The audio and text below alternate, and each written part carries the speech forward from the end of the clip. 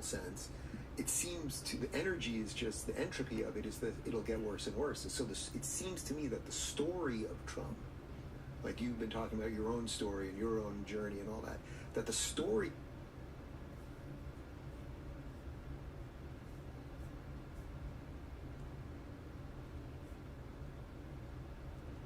Joining us.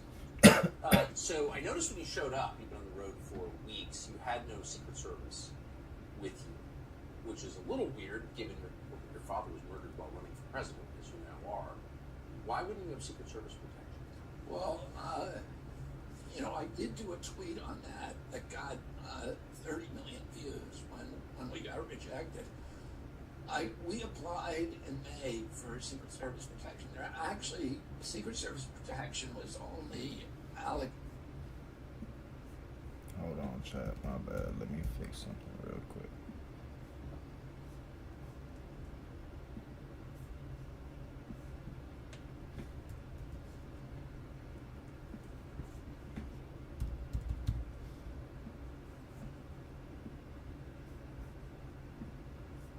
New York Times reports that roughly 135 out of this.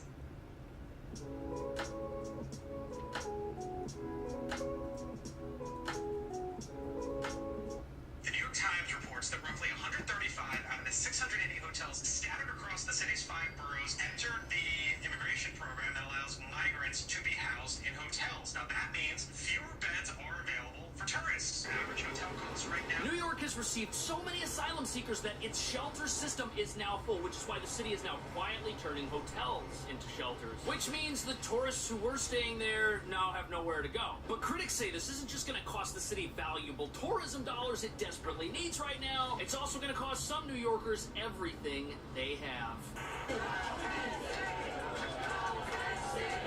An exclusive behind-the-scenes look at the potentially dangerous conditions at a luxury hotel in Midtown Manhattan, a hotel that's been turned into a public shelter for migrants.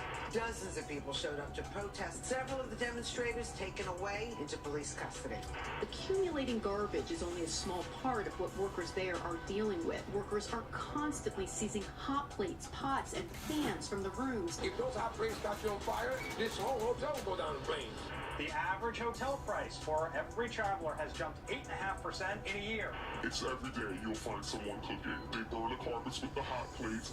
What's the solution? Well, they'd have to change the law in New York City to eliminate the right to shelter, at least the right to shelter for non-citizens of New York City, let's say. That's what's holding migrants in New York City, is that they have a right to shelter.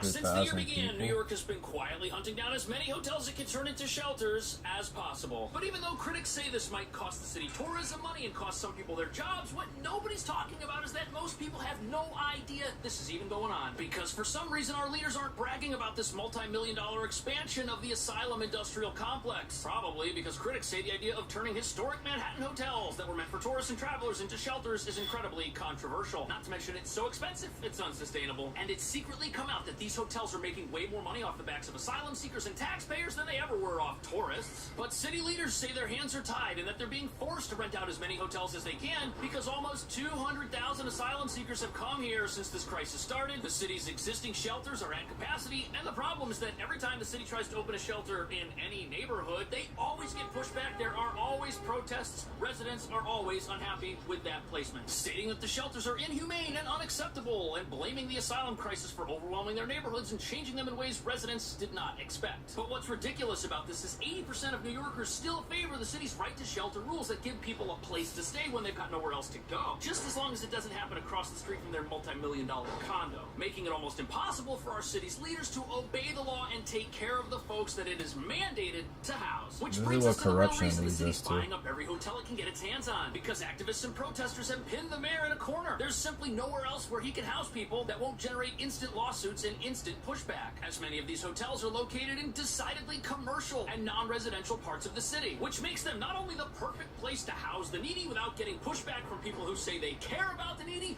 oh no, they're also the perfect place to house people so the owners of these hotels can get even richer.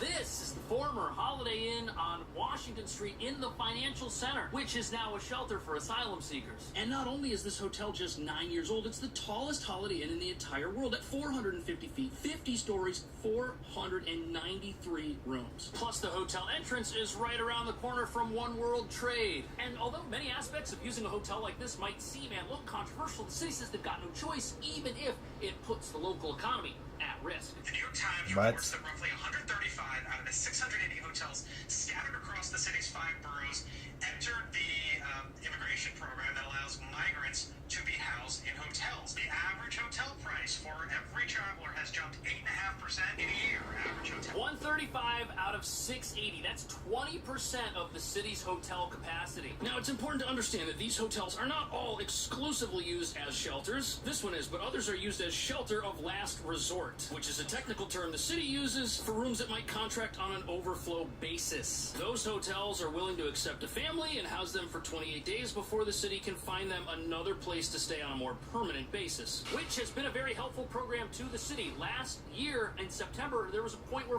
14 buses arrived in the city within a 24-hour period delivering people from the southern border. They didn't have anywhere to put people, and hotels came into play to keep people off the streets and keep children from having to sleep over here. That would be awful. And when you think about it, the unpredictable nature of the city's asylum crisis necessitates an emergency housing plan that's gonna involve hotels in some manner. Because after all, the humanitarian crisis we're experiencing here in New York, it exists because of a larger crisis elsewhere south of here. I don't know how this changes anytime soon. They'd have to change the law in New York City to eliminate the right to shelter, at least the right to shelter for non-citizens of New York City, let's say. That's what's holding migrants in New York City, is that they have... Certainly, this is something that we've heard before, that the city's right to shelter policies are a magnet for migration. However, staying in a former Holiday Inn for a month and then getting evicted isn't really a vacation, and it's important to remember that this is the law. Anybody, no matter who the mayor is, they have to obey, and they have to house people who have nowhere else to go. And you know, even a certain former 45th president, even if he were the mayor, he would still have to obey the law. And he wouldn't be able to just write down what he thinks the law should be and enforce that. It's not how it works. And before we get into how rising hotel prices could end up costing the city more than anybody realizes in the long run, understand that hotels like this are being chosen for a specific purpose. Not only were these places bankrupt, not making any money whatsoever, look at where we are. We're in a commercial district surrounded by offices. This isn't a neighborhood. There are other hotels and other government buildings down here. The point is that the number of people who are going to be upset by the presence of a shelter down here is much, much smaller than it is in, say, a residential neighborhood. The police are not going to protest the presence of a shelter. And the ultra-rich in this condo across the street, they may have not even moved into the property yet. And the way that tourists protest, well, they make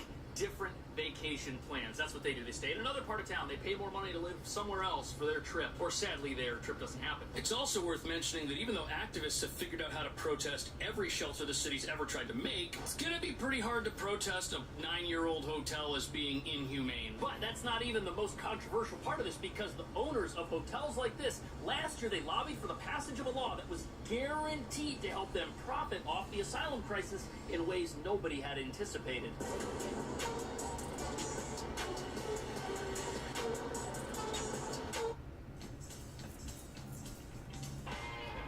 Man, New York City is a big example of what the world turns into when the leaders are so corrupt. Interestingly enough, New York City Council has managed to legislate that Airbnbs can't fully do business, so we could really use them right now, but they won't legislate that non-citizens have to be housed somewhere else. Another shining example of economics 101, something foreign to Democrats.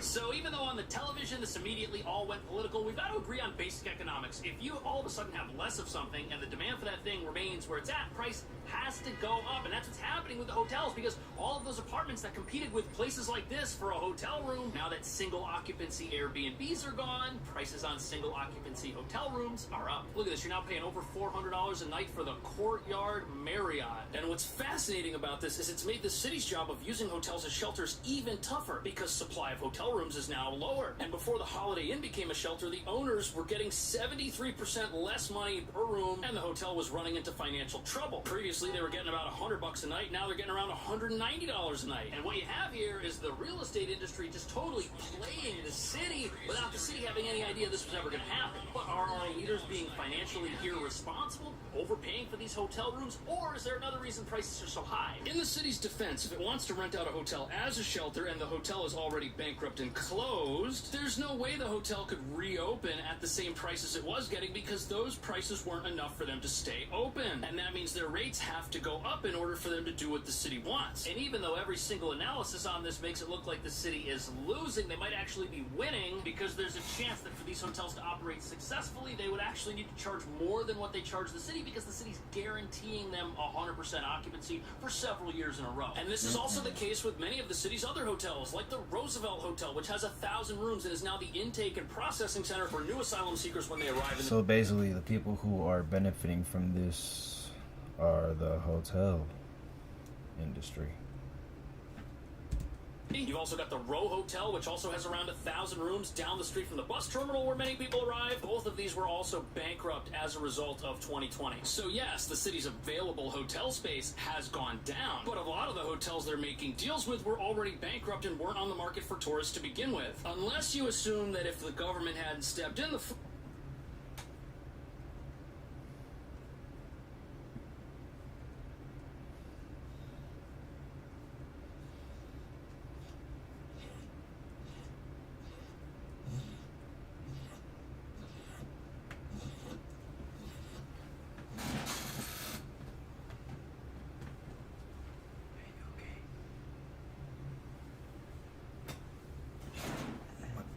Tweaking up.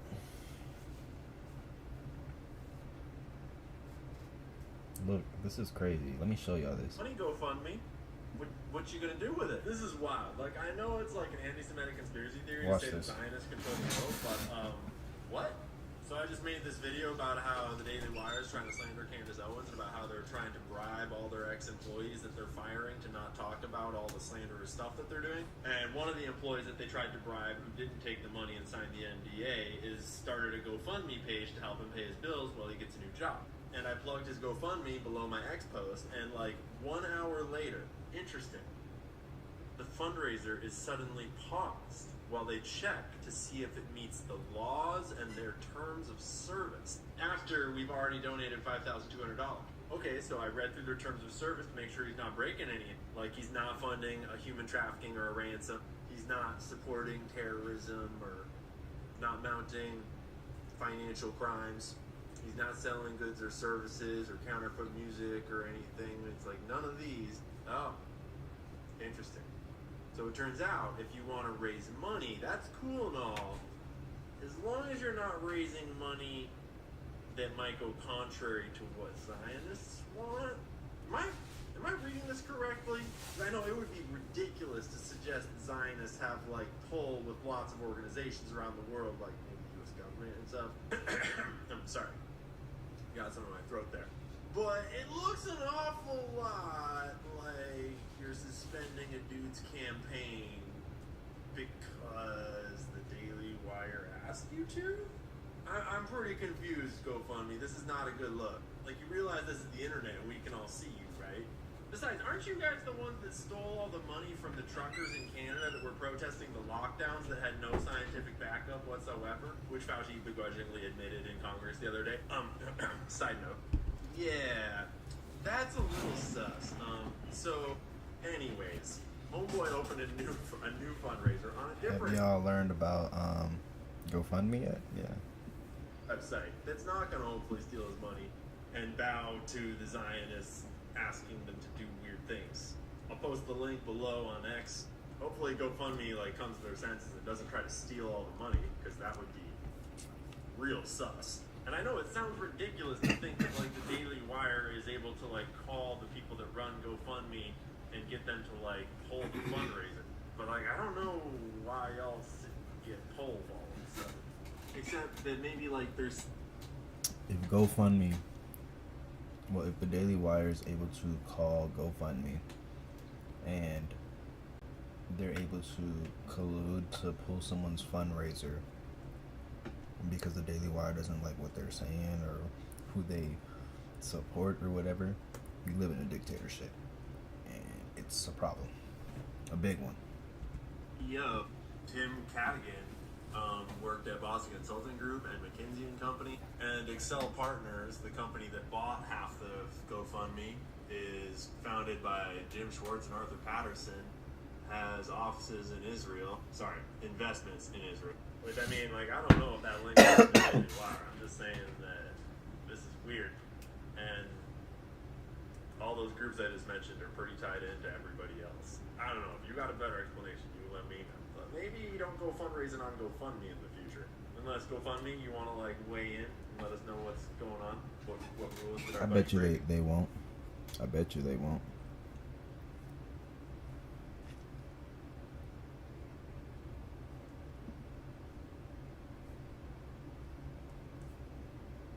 My TikTok will be deleted. And I try to put me in jail. And they're gonna kill me. Real me. I'm not okay anymore. So my TikTok will be deleted. And I try to put me in jail. And they're gonna kill me. Real me. I'm not okay anymore. So my TikTok will be deleted. And I try to put me in jail. And they're gonna kill me. Real me. I'm not okay anymore. This man Ryan is wild. He be calling things out.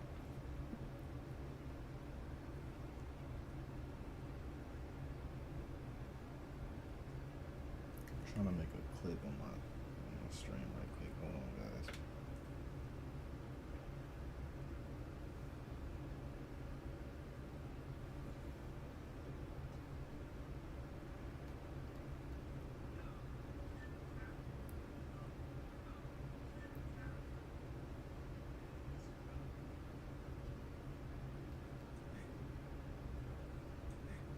Nope, I messed it up. Too late. That's cool.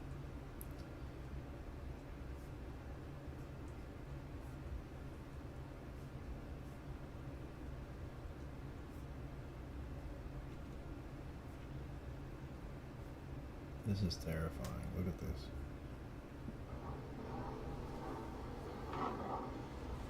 Absolutely terrifying. Like, how do you do that for a living?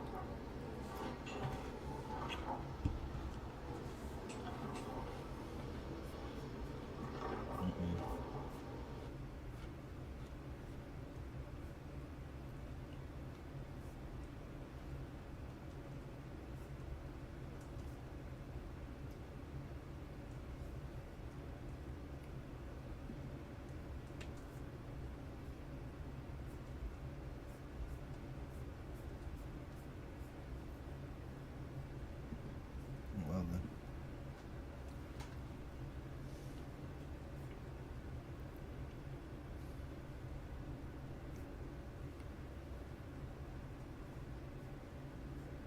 Of 2020, 4 years ago, a professor at I don't want to watch this. We're going to watch this chat. Take a break from everything. I want to see what's up with the new COD. Oh man, you guys are reading the title and you're like, what is he about to say? Went and played Black Ops 6 early. I got an invite to go out to Treyarch Studios. Thank you very much, by the way, for the invite. You don't get invited every year. They try to fit in a lot of different people. I get that. I wish I got invited all the time because it's fun, but it is what it is, man. And I was happy to go out and play this one early and offer feedback and ask questions and hear them out. Now, I want to give you a fair warning. Myself, along with every other person that played, is still under NDA. We cannot speak about the specifics of what we played. But, don't click off, relax, chill. They gave us a big presentation and told us a lot of stuff about multiplayer, zombies, and campaign that we can talk about and tell you guys. So, and it's big points here. Big points. The first one, and I'm going to try to go in order. This is off the cuff. I did take notes, but Omni movement is now in the game. What is Omni movement? Because that sounds weird. You can now sprint, slide, and dive in any direction. You can sprint backwards, you can sprint to the side, and you can dive backwards and dive to the side. Additionally, while you are diving, you can now shoot your gun. So, and I mean, you saw that in the thumbnail probably. That's a clip from in-game of where a guy's dolphin diving to the side and shooting while he's diving, which I love. Going for cool shots like that is amazing. I wished this was in the game years ago with dolphin diving, because, I mean, even if your shots are super crazy inaccurate, there's the chance, you know, you still get the kill sometimes, and that's awesome. I think it's fun. Let me see. You can also prone in any direction. I don't know if this totally means that there's no more prone block in the game. The way it works is instead of how, you know, you used to prone and you turn like this on the ground, and your legs would like bash up against something, you get stuck. Now instead it looks more realistic. You got it, brother. Yo, what's up, God? I actually think you're a smart guy. Don't just take classes. Take charge. Start your comeback today. I like this podcast. They be really exposing the stuff going on. Like, they take a really Hi. I'm a licensed dermatology provider from neutral stance on a lot of stuff. I actually think you're a smart guy. I actually think you know your stuff. You're just so fixated that Israel's the problem. The problem in the Middle East, like I said, follow the money. The countries that are succeeding, the Qataris, even the Saudis these days, they're coming into the modern world.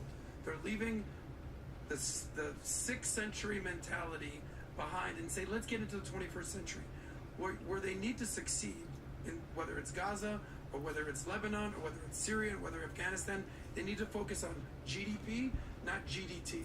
Gross domestic product, not gross domestic terrorism. And the problem is they're obsessed. Put the guns down. Put the Quran down. Actually start living by the words that the Quran says, not some false equivalent of what they think is actually going on there. You talk about the genocide. This guy needs God in Israel his or in life. Gaza, as if it's just a matter of fact. Well, let me show some stats for you, because after you see these stats, Israel's the worst genociders ever. The numbers, according to the world data, if you trust data, between 1990 and 2022, the Palestinian population overall went from 2 million to 5 million. Okay, pretty bad at genocide if that's what's happening right there. In Gaza, it went from 645,000 to 2.1 million. It's 3x. That ain't genocide to me. Now, to 20,000 people, 30,000 people needlessly killed during this bullshit war that was started by Hamas, is that horrible? 1,000,000%. And any Jew or any Israeli Give me that who number said again. 600,000 to what? 645,000 to 2.1 million. From what to That's in Gaza. from what to where? This is in 1990 to 2022. Do you know Pull it why up. they increased? Because they're having babies like crazy. No. You see, this is how like when you watch that while being uninformed makes you look very stupid. Tell me why. Tell me how the population has gone from 2 million to 5 million. Yeah, because most of the 1.5 extra million didn't come from Gaza. They were pushed away from other parts of Israel. So most of these people, they have increased because of refugees No, being kicked out. if you're talking about the settlers, those are tens of thousands. I'm Stop talking it. about Those aren't Gaza. millions of people. Dude, listen, my moving wife's houses. family is not from Gaza, and yet they found themselves in Gaza because they were sitting in other cities and villages outside Gaza. This is the systemic pushing of people from other parts of Israel, pushing them That's to not Gaza. millions of people. This is why I said that you're 1.5 intellectually million. dishonest. No, You're intellectually lazy. No. That's not the cause of millions of people being moved. I'm sorry. I'm familiar with the settler stuff No, this and is the disengagement you don't know in 2006. You don't know what you're talking about. No, These are people that millions are of outside. people. What? Okay. The people who belong to Gaza are 700,000 people. Right now, Gaza is 2.2 million. That is not birth rate, my friend. These are people pushed from. And by the way, that's not the first time. 1948, at the night of the declaration of the State of Israel, 1.5 million Palestinians were like moved overnight. So it's not the first thing. So before you giving me numbers, you want to appear smart, know what are behind the numbers, because these are not people that gave in babies. Okay. These are people being pushed from other places in order to be part of the open air prison that it is. Okay, so then, if you want to fact check me, let me fact check you. Anytime that there's numbers increasing, Wasif, going from 650, 450, whatever you want to call it, to 2 million, however it happens, that's the exact opposite of a genocide. So the whole genocide, the whole open-air prison are talking points. Are talking points of BS. No, and this is why I said you were intellectually lazy, or you just hate Israel. Basically, this whole thing about you hate Israel, hate Islam. This is a very lazy way to talk to people. Kind of like your thing. What did I tell you that is so lazy? What did I tell you like you're fucking racist? Because you already said that multiple times. No, I didn't say. Yeah, you said that multiple times. I said your undertone is racist. No, that's not what. So not me, but what's going on inside of me. And some like the way that you analyze numbers is very lazy. Hey, yo, this is heated. Like, what the fuck? You're fucking what? Yo. Because again, really, when I actually use stats and data from the most credible sources, these are numbers that were outside of Gaza. You said no stats. You give a fucking opinion like the whole time. That California has increased triple of this. Like the people in Texas increased because of birth rate. No, they increased because people from California started moving voluntarily. You have pushed 1.5 million people outside of Gaza, inside of Gaza in a matter of 12 years, and that's why the number has inflated. It's not because they were giving birth rate. So where's the genocide? They were evacuated. Where's this alleged genocide? That's happening right now under your eyes. So as of 3 months ago, there was no genocide. So it's just a new. Well, we didn't actually use the word genocide before 3 months ago. Okay, but you've been calling for the river for the sea. We didn't use it for decades. Well, also Israel have a lot of maps that is putting in the greater Israel from the Nile and the Euphrates. That's genocide from 5 countries there.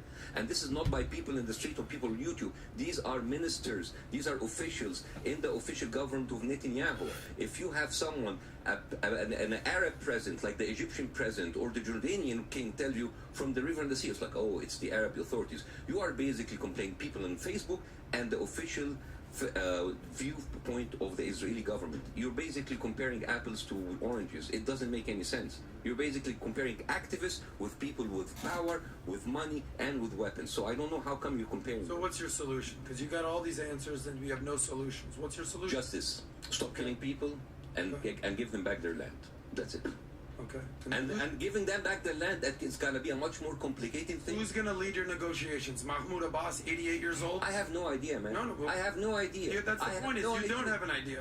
Well, when I say I have no idea, I'm being humble because there's a million people who can do it, but like I'm not a politician, I'm a comedian. I come here to tell some of my opinions, but the thing is you want to put me, and you use that and you give me, I'm sorry to say, butchered political information and numbers that doesn't say anything. Stats are really butchered and political. Yeah. But it's interesting how you have all the solutions for Israel, but you have no solutions for Gaza or Hamas.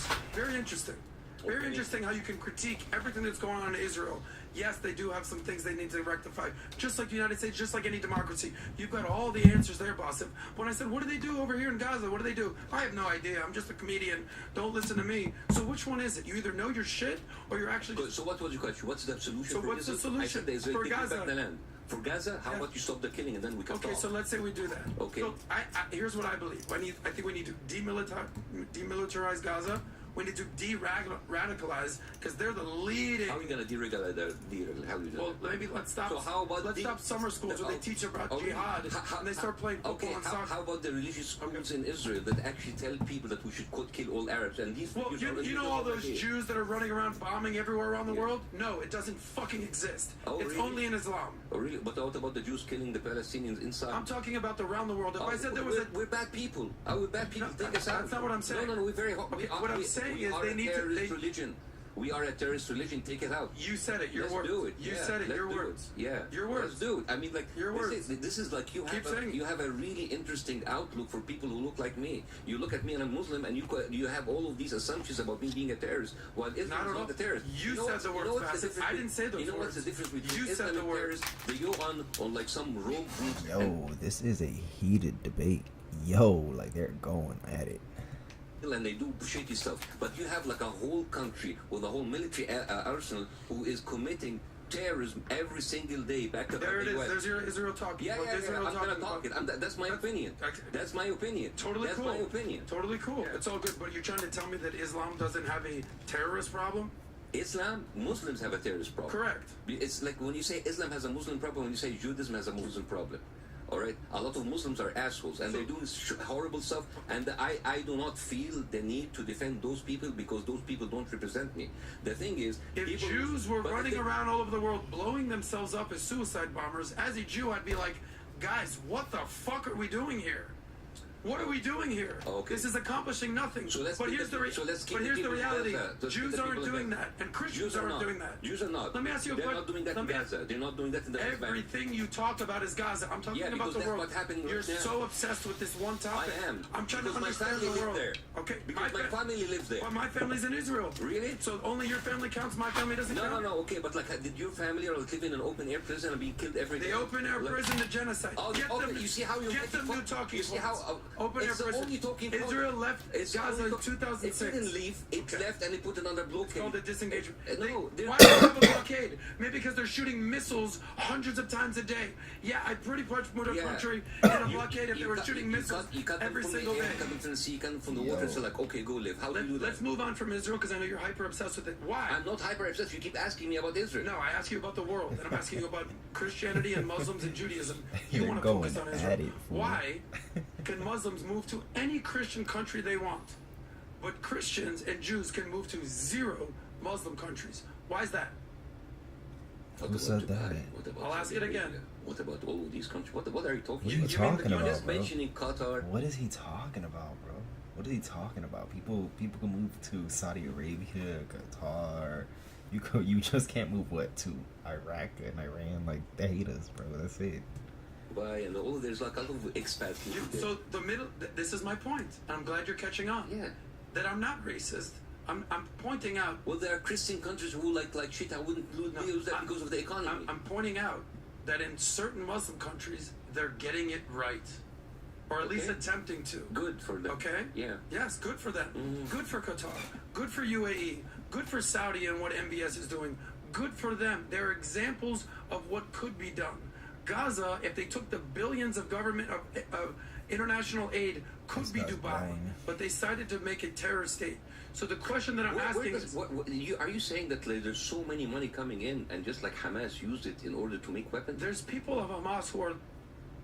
I want to thank everybody for the tremendous support that you've given to me and shown to me. Where I'm at, anyone who watches the podcast knows that I'm at this point completely like in the middle. I just want things to be fair. You know, Vinny, love you, love your passion. Obviously, you literally just said I'm praying for Trump to be president. Yes. You're on Team Trump. That's great. 1,000%. Amazing. 1,000%. I've already said there's no way I can vote for Biden. So I've already admonished that. I am seriously considering RFK, and I am seriously considering Trump. But let's just like in that same interview, say that numbers don't lie. There's a videotape. He said, people were screaming, lock her up. I never said it. These people, I told them, and then they showed a montage of him saying 1,000,000 times, let's lock her up. She belongs in jail. So there's a difference between what you say to the media versus what you say in court. So when you lie in court, it's called perjury. So my question simply is this: so the weaponization of the justice system. So I think the point that Comey was making is that the same justice system that is going after Trump is actually after Hunter Biden. So it's like, which one is it? But here's my question: who made the decision on Trump? Meaning what? Who found him guilty? Right now? Yeah. In the court? The Marshawn? Was that who it was? No, that's the judge. Oh, yeah. Who found him guilty? The jury, but I have no idea who those. You mean the people from New York? The 12 jurors. Yeah. Wait, you mean the ones that the judge was like, no, go back in there. By the way, he was hand feeding them and telling them it doesn't have to be unanimous. You can find this. Allegedly. I see where he's going. So we can attack him a second. Go ahead. Okay, yeah, Adam. It was a jury in New York found them guilty. Yes. Okay, so keep going. So, come on, Tom. So what are the chances the jury was compromised? What are the chances? Because have you ever been to jury duty? Of course I have. The defense and the prosecution both get to pick who they don't want in there, who they want in there. Yes. So my first question is, how much of this decision is on the actual jury? And then when it goes to appeals, if he wins, do you trust that jury more than this jury? I'll trust the Supreme Court because they've proven. I'm saying a jury. Listen, like you said, one side gets to pick who are these people. If you think about the end of the day, well, you're actually not supposed to know who they are, but a lot of people are basically doxing the jurors. If they're all from New York, though, I have a feeling, bro. I don't know. I don't trust. By the way, I was at jury duty. You know what I mean? And I saw the people that were in there with me. You should have heard the stuff that I heard that they could give two shits. So what you're saying is you can't trust any jury. You can't trust any jury. I don't trust the judge. Adam, if I don't trust the judge, if I don't trust the president, if I don't trust the Department of Justice, that's why we had this conversation. You don't trust them because of the decision. No, I don't trust. Well, hold on. First of all, what crime did he commit? Can you tell me what crime he actually committed before we want to know where you're going. Yeah. So what I'm saying is you can't basically trust or untrust the system just because of the results. Again, I don't want to see Trump in jail. You're not talking to somebody who's basically saying lock him up. I'm saying the following. If they made a decision that he was innocent, would you then trust the jury? Would you then trust the judge? Well, here's my thing. So you only trust the jury and trust the judge if they come to the decision that you want. You know who appointed these guys? The AG and all them? It's George Soros. Who said that? No, hold on. George Soros. They didn't appoint the jurors. No. But hold on. Yes. The crime, the Alvin Bragg, the entire thing Was is Alvin Bragg pretty compromised? It would seem so. Adam, from the top down. But my point, that's not what I'm asking about. I'm asking about the jurors. I don't know who they are, Adam. So That's I the can't answer point. You're not definitively. supposed to know who they are. Well, I'm saying, but you're what I'm asking you is the next time that he has an appeals, and these jurors you don't know who they are, if they find him innocent, are you saying, well, those jurors, I trust them more? No, I hope. So you're already making the determination without facts. Here's my thing, and I'll end with this. I'll hope that the system and the American person themselves can see that it's all bullshit. If we're going to be honest with each other, and Adam, from the top, from 2016. But it wouldn't be bullshit if they found him innocent. No, hold on. But going back to my original point, can we stick to the main thing? Do you trust the Department of Justice, the CIA, the FBI, who colluded to stop a president from becoming the president? And that's what they got caught with. That's a different subject. Well, no, I'm asking about the jurors. Do I trust those guys? They're going to have to be held accountable. I'm with you. I don't trust a judge. I'm with you. I don't trust a judge talking to the jurors alone, saying this: "Hey guys, listen to me. Look at me. You don't have to unanimously find this illegal activity. All you guys have to do is find one thing, and then we'll go after him." I don't trust the system. Adam, I see what you were going to do, and I think we should move on. First of all, find me. There are liberal scholars. Let's move on. Thanks, Tom. There are liberal and conservative scholars that are all out there saying that this was a fairly flawed process. There are people that are saying that there were demonstrable conflicts on many of the actors. The judge, the DA running for political office saying, when I get there, I'm going to get him back. I'm in agreement with them. And the then judge donated to Joe Biden. It doesn't mean $15. Now you have a flawed process going down, and suddenly it gets washed clean because you have a jury of your peers. The jury is part of the flawed process here because the way the jury instructions, 53-page jury instruction that was read to them twice, that they weren't allowed to have a copy of, that they asked several comments about, he gave them instructions on how to parse and deliberate over the individual charges, and you find left, right, and center legal scholars that are saying this thing is in and out of appeal and tossed. It's the same denial that the liberals had about the Colorado case. Yay, we can keep him off the ballot. But even their own legal scholars are saying, man, if this thing goes to appeal too quick, it's going to get tossed and we're not going to get what we want, which is him off the ballot. This was a flawed case in New York, and when it goes through appeal, and it might not have I don't think it's going to have a jury in the Court of Appeals, the circuit courts, and scholars all over the place say this is going to get tossed. Tom, I'm asking you a 10-second question. I'm going to ask you a 10-second question. We can move on. I actually hope he gets acquitted. I hope he does. So I'm giving that. I'm rooting. That's a statement or a question in there somewhere. But if the appeals finds him guilty, would you still say it's a flawed process? Yes, it's still a flawed process. Okay, so you've already said he's innocent no matter what. I'm already making the determination that the whole thing's flawed. So there you go. Well, the crime didn't exist. There's no crime. I like the way you testified for other people. That's so flawed. Everybody listening, I'm just saying, clearly you guys are biased. I think that's great. No, I think we have other interesting things. I don't want him to be found guilty, but I'm also saying I'm also going to watch the evidence. I'm not just going to be like, of course he's innocent. I'm praying for him to be acquitted. It's like, no, it doesn't work that way. Adam, why is he in court? I honestly don't understand how you don't understand. It's all political. This whole thing is bullshit. And you don't get it. You're worried about a jury. He shouldn't be in court. Yeah. Can you agree to that? He doesn't belong in court with a hooker payment. Period. Do you think? Can you agree to that? Yes or no? Does he belong in court? Well, Let's turn the page. Yes Did or he no? misappropriate Yes or no? campaign No, funds? no, he Yes didn't. or no? No, he didn't. He didn't. There's no Vinny, crime. here's my problem. I love you. You have zero credibility. Oh, because really? you're wishing and Yeah, praying how? for Explain somebody. yourself. I have more credibility because I'm like, let's look at what's called evidence. Adam, let's see what happened here. See how you're doing it? Filibuster. Yeah. Yes or no? Does he belong? Did this Let me case? ask you one simple question. You can't answer. Is Trump 100% innocent? No, hold on. In this case, yes. Okay, that's it. No, but you haven't answered my The question. answer is I don't know. Let me, Adam. But I actually want to see some evidence. I want to see a court Can of you law. focus and answer my question? Because you're filibustering. You're compromised. You're a perfect Democrat. Yes. I'm not a Democrat. I'm a registered independent. Yes or who's no? actually impartial. Adam, like yes. how you should be You on still- a jury. You still you're haven't showing answered us a hell of a relapse. Still haven't answered the Princess. question. Yes or You know no? what? Does Trump belong? Did this case belong to? Did this case have to go to court? Guys, I know you're doing a little Trump You see what I'm circle. saying? Hey, bruh just cooling in the back. Look at bruh You cooling can't with the answer suit. question. Here You we can't answer the go. question. Here. Yes or no? Should he have gone? Should this have been a trial to keep him off the campaign trail? Okay, you're asking, do I want the president of the United Oh my States to God. be in court? No, God. I'm trying to Should be he have- clear. I'm saying that do I we're want not him talking to, about Biden, do I we're want him to be talking about innocent? yes or no. Yes. Do I Say want yes the or president to be no. marred in court? No, I don't. Stop defending But Biden. do I have the ability to be like, I'm on Team Trump and he's never done anything wrong. He would never lie. I He's never innocent. said that. I never No. said that. No, you still literally can't. did. No, I didn't. You still can't answer the question. He does not belong in court.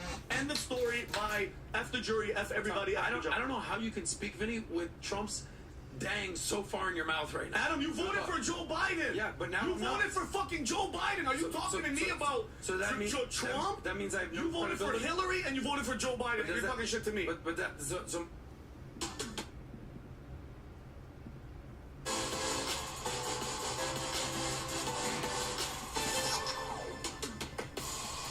emotions like I started watching this. I wasn't really paying attention. The one plugin that I want to showcase this guy. I like to watch this because only thing that you really the have Court to of Atlanta is understand really is that you put your plug in on the master, corrupt. you hit a button. I plead the field. If I get another false allegation and you do nothing, I'm shocked. I'm appalled at you. I sit here day after day, false allegation, just machine. I give over everything. I've done this for 33 years. I've never read a case like this. I got a problem with you now. I would suggest you don't say anymore. I've already said. Hey, everybody, calm down, everybody. Day 86 and 87 of the Young Thug YSL RICO trial was absolutely insane. Kenneth Copeland, aka Lil Woody, is an infamous snitch who talked to the police on interrogation footage for over 3 hours back in 2015. He takes the stand and invokes his Fifth Amendment privilege, which ultimately means the judge must hold him in contempt and put him in jail. This day is literally chaos. I'm actually speechless. Towards the end, Brian Stewart basically says he hates Miss Love, and he says that she makes him hate coming into work every day. I don't even know what to say. I'm speechless. Just watch the video. Watch the entire video. Hit subscribe. Here we go. First look at Thug on day 86. Got a nice sweater on. He's smiling right now because they're bringing in this guy on the left right here, another guy that's just helping a law student right here. But after a person has identified where their vehicle that they've rented is located on that board, would they have to interact with any representatives at that time? So at that point, for me to switch that Corolla into something that would be more suitable for my size, yeah, I would have to go inside and see something. Yes. Okay. Alright, so they're testifying to a lot of bullshit, trying to really hammer it home that Thug was the guy that rented the car and drove out of her location with the car. This really came from corporate. They asked to pull rental agreements, records, for this particular renter. Alright, Thug's lower key. Shout out to Cuff Boys. I love Cuff Boys. He really does his homework and reports fairly. Up for cross. You circled that and you said that looks like an Infinity. Is that right? Correct. Right. Tell me from the photograph that you're looking at right there, who's driving that Infinity on that date, January 10, 2015? Can't answer that. You can't tell, can you? No. There's no way that you can look at that photograph and tell anyone here that Jeffrey Williams or anyone else is driving that vehicle at that moment, can you? No. Classic Keith Adams here, doing what any lawyer would do. Point out that this guy doesn't really know who was in this car. What individuals were actually working at the location on that particular day? So the 400 employees. Yes. Couldn't tell you. You don't know? No. Drive-out location we talked about where folks, they have to stop before they leave with a vehicle. Cameras there? Can't answer that. From the amount of time that you've worked at Hertz, that people rent vehicles all the time and let other people drive the car. That's true. Is there anything about any of those items that tells you who was driving the rented Infinity on January the 8th of 2015? No. Is there anything about any of those items that you were asked about that tells you that you can definitively say to this jury, I know who was driving the vehicle on January the 9th of 2015? No. Do you know where Jeffrey Lamar Williams was located? In what state he was located on January the 11th of 2015? Do you know? No. Do you know who was sitting behind the steering wheel of that Infiniti when it was returned back to Hertz on January 11th? Man, shout out to Thug's defense lawyers. Those guys be getting it in. You ever met him? Personally? Yeah. No. Wait, hold on. Can I go back? Sure. I know who the rap name is. I didn't know Jeffrey Williams, so no. I knew Young Thug, yes. When you say you knew who that person, who that entity was? Yes. You never met him personally? No. Lifestyle had just dropped. Everybody knew that song. Oh. And you liked it? What's wrong? He said Lifestyle just dropped, and everyone knew that song. Banger. The fact that the judge overruled that is funny too. Alright, on to day 87. Yesterday was boring as shit, that's why it didn't have its own video. So on to day 87 now, where it gets really chaotic with YSL Woody takes the stand, boys. Here we go. There's Yak Gotti, accused of being in the rental car, part of the Donovan Thomas murder. And Stillwell, the alleged shooter in the Donovan Thomas murder. Got the clear glasses on like me. The judge on his computer ordering dinner already. First look at Thug in a black suit and black tie. Woody's lawyer right here. So, Your Honor, Mr. Copeland is here. I can say as an attorney that he intends to exercise his Fifth Amendment privilege against self-incrimination. He does not wish to testify. And I would ask, there is no other, he's not on bond, he's not on probation, there's nothing like that. I would ask that he be allowed to leave this courtroom without being compelled to testify. We have only spoke to Mr. Copeland as it relates to his being a witness in this trial. Mr. Copeland was subpoenaed a few months ago, but as we were getting closer to his testimony, we re-subpoenaed him again last Friday, which was a week from today. When we met with him, we spoke with him briefly. I believe I asked him if he had an attorney or Mr. Melnick was his attorney. I believe my understanding from Mr. Copeland was that he hadn't spoke to him or that he wasn't his attorney. He came down here, we spoke, he asked us questions, we answered his questions, and we moved forward. At no time during any of those conversations that we had with Mr. Copeland that he advised that he wanted his attorney there. We would have obliged that, but I believe that we were having good conversation as he's a witness in our case. And then it was not until 6 o'clock last night that I received an email from Mr. Melnick, copied Mr. Shard and Mr. Steele on that email, and advised that his client was going to plead the fifth. In the state's conversations with Mr. Copeland, he had some concerns, and we had told him just in general conversation that we would give him use immunity to testify in this trial. So he has immunity in the state of Georgia, but apparently he can still be charged federally. So that's a little sketchy. The state has to notify the defense that a witness is going to plead the fifth if they know it. If Mr. Copeland does not testify, he could be held in contempt. We had that conversation with him as well, that he could be held in contempt if he does not testify, Your Honor. And so the state would ask that the order that the court has signed be honored, and that Mr. Copeland be compelled to testify and not insert his Fifth Amendment privilege and testify as a witness in this proceeding. He is present in the courtroom, Judge. What he has told me is that he repeatedly told the DA's office that he did not wish to cooperate, did not wish to testify, and wished to exercise his Fifth Amendment privilege. But I can bring him up and have him say that on the record. Mr. Copeland, come on up and have a seat here, sir. What an insane fit to wear to court. Some Timbs, white pants, and a plaid shirt. Hey, Cuffboy is hilarious.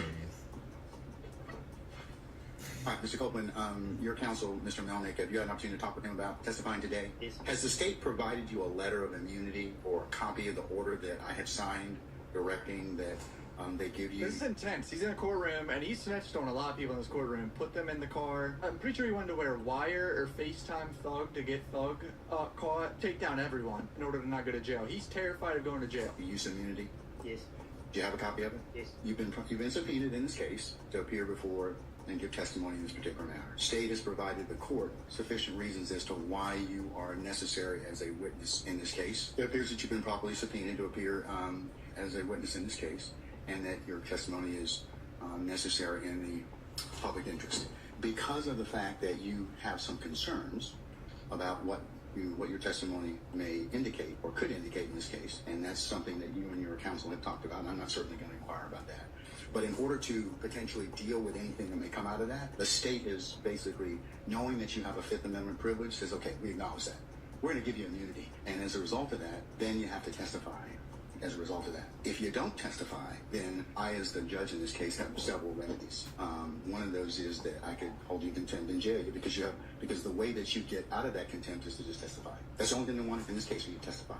So your attorneys told me you're going to invoke your Fifth Amendment privilege. Done, said. Power of immunity's been signed. I have a copy of that right now. So you're required to testify. If you don't testify, the state's probably going to ask me to jail you. And I'm probably going to do that. So I'd like you to go ahead out and talk with your lawyer and tell me what you want to do at that point in time, okay? Do you need any more time to talk, Mr. Copeland? Okay. What is your desire this time? I'm taking the fifth. Okay, you're taking the fifth, but you got immunity, but you still want to. Are you going to testify? That's the thing. I've acknowledged the fact you have a Fifth Amendment privilege, but the state's giving you immunity, so that overrides that Fifth Amendment privilege. They require you to testify. Yeah, but the state don't know what they're talking about. So if they ask me a question, they implicate me, then... Okay, they can't prosecute you on that. They can't. He doesn't care about being prosecuted. He just doesn't want all his snitching to come out in court because it's going to be crazy. We're at Dave's Hot Chicken. We're gonna try Dave's cauliflower not chicken. The state can't use that testimony. They can't kind of say have it both ways. Like you testify, and then you hilarious, indict you and prosecute you. Do you wish to testify, Mr. Copeland? Is that no? You have to say no on record. Say again. Do you wish to testify? He said I tell him whatever I got to tell him. That's how I testify. You will. Yeah. All right. Okay. What we're going to do in just a second is I'm going to go ahead and I'm going to call for our jurors. We'll formally administer the oath to you, and then the state will ask you some questions, okay? And then you'll be cross-examined at some point in time by potentially... Can I my turn? Because I think I just said the wrong thing. Sure. I tell you what, why don't you step outside and he's the babe, I think bro. I said the wrong thing. Come on, bro. He's what the was Thug babe, thinking? bro. This man snitched on me. Is about to come out in court. He's not trying to testify now. Ryan still has something to say about all this. I asked for any notes that were entitled to exculpatory information under Brady. Ms. Hilton told me that there was one statement, and she emailed that to me, to everyone on the defense side. But, Your Honor, I don't have any of the other notes. Mr. Copeland met with law enforcement on the January 11th of 2015. So after the killing of Mr. Thomas at 7:22 approximately, January 10th, 2015, by the early morning hours, I'm going to tell you about 4 in the morning, Mr. Copeland is on video, audio recording with Detective Thorpe. And he made statements that he knows nothing about anything. Since then, he has made additional at least 5 recorded statements that I'm aware of, and he's made other statements that have nothing on, been inconsistent. So anything that he told the state in this preparation would be inconsistent statements, which is impeachment evidence under Brady. And I provided that information to defense counsel. Outside that, the state doesn't have any notes, and so there's nothing else to turn over except for what I did turn over. You swear affirm testimony for the truth, most of it, which was up. Let me see. You say your first and last name, but Kenneth Copeland. Kenneth Copeland. And Mr. Copeland, good afternoon. Do you want to be here? Ma'am. Do you want to be here? I'm here. Okay. Are you going to let me ask you some questions? Okay. How old are you? Grown. Okay, what does grown mean? Hey, yo, look at his face. And when you say you're an adult, what number in years are you? Hey, look at his face. I plead the fifth. Ladies and gentlemen, can I get you to step outside your headquarters security location, please? Bro, acting like he's not on camera snitching already, though. He's going to jail, man. Mr. Copeland, given the fact that you have revoked your privilege, but the state has already given you, this court holds you in willful contempt, and we'll see you on Monday. And we'll see if we can get into some more testimony at that point in time. Take him into custody. This guy George is a reporter in Atlanta, and he pointed out something that's pretty bad, in my opinion. Court officers instructed Sylvia and I not to record or photograph their arrest. What? Court officers do not have the power to do that. Only the judge has the power to do that. Parties and spectators may use recording devices to record proceedings only as specifically authorized by the court pursuant to this rule. All parties and spectators shall turn the power off to any recording device while present in the courtroom, unless the judge allows orally or in writing the use of recording devices in the courtroom for purposes other than recording sounds and images. But basically, this is not good that a deputy did that, and also the state knew he was going to do this. Jury is excused. Would you please entertain a motion for mistrial?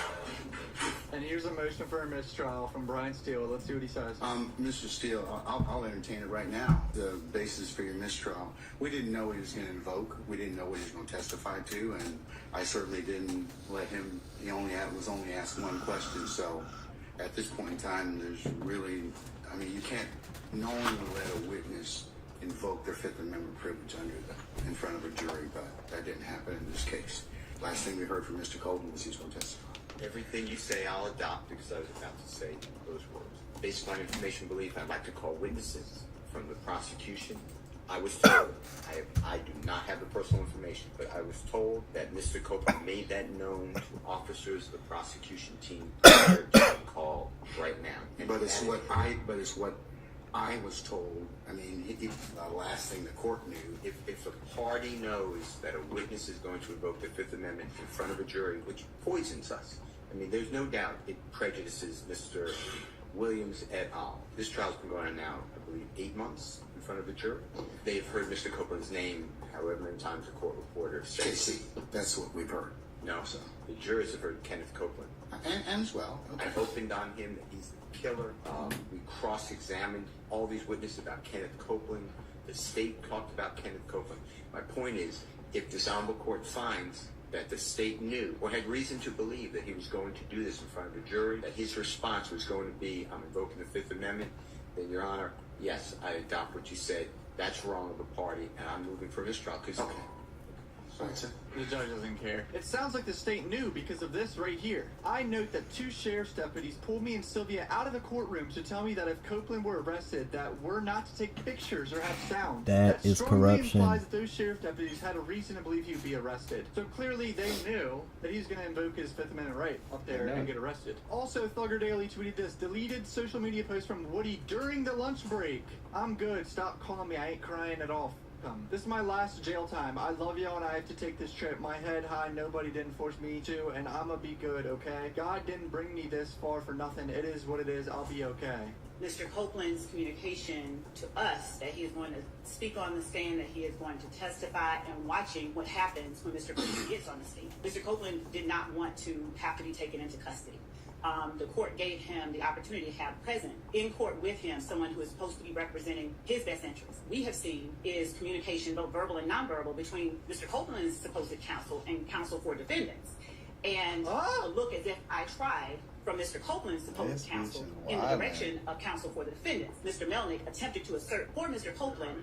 May I finish? Let her finish, Mr. Melnick. Please sit down. I'll let you start. Okay. That's Copeland. While Mr. Copeland is on the stand stating that he wants to testify, that he will testify rather. Mr. Melnick turns to the direction of counsel for the defendants and motions like, that's it. Then, as we are standing out waiting for the jury to come in, Mr. Copeland requests to speak with counsel for the state, but Mr. Melnick keeps walking in. Does at any point in time tell you I'm not going to testify? I'm vote the Fifth Amendment. No. As what happens, as Mr. Copeland requested to speak with the state, Mr. Melnick keeps going in, regardless of Mr. Copeland's request to speak with the state. And then we learn that Mr. Melnick tells Mr. Copeland they are going to hammer you. So Ms. Hilton comes back in and asks me, had I spoken with Mr. Melnick? Had I told him that we are going to hammer Mr. Copeland? Holy shit. So she's saying the defense influenced his decision. The state had not made any such communication with anybody. So what we are seeing, we believe, is tampering with witnesses. This particular witness on the part of people who are not the state. So we are concerned. I don't know that Mr. Copeland's interest is being represented. That interest may not be in alignment with the people that Mr. Melnick is communicating with on breaks, and after Mr. Copeland has communicated to this court, he will testify. He's been nothing but communicative with Ms. Hilton during the time that she has been interviewing him and speaking with him. But Mr. Melnick kept going back in there and going back in there and going back in there. And the reason that we have a problem with this is that Mr. Copeland is not facing any charges. For Mr. Melnick to suggest or say to him that we're going to hammer him, it causes us to call into question whose interest he's representing. Starting from the point at which Mr. Melnick is invoking Mr. Copeland's Fifth Amendment right after Mr. Copeland has said he's going to testify, has gone a little off rails, and it's a little bit concerning. He said though at the end that he thinks he said the wrong thing. So let me talk to my lawyer. Doesn't that indicate that he didn't mean that he said he's going to testify at first? Motion for a mistrial. We would argue that it's Sling has your favorite news for just $40 a month.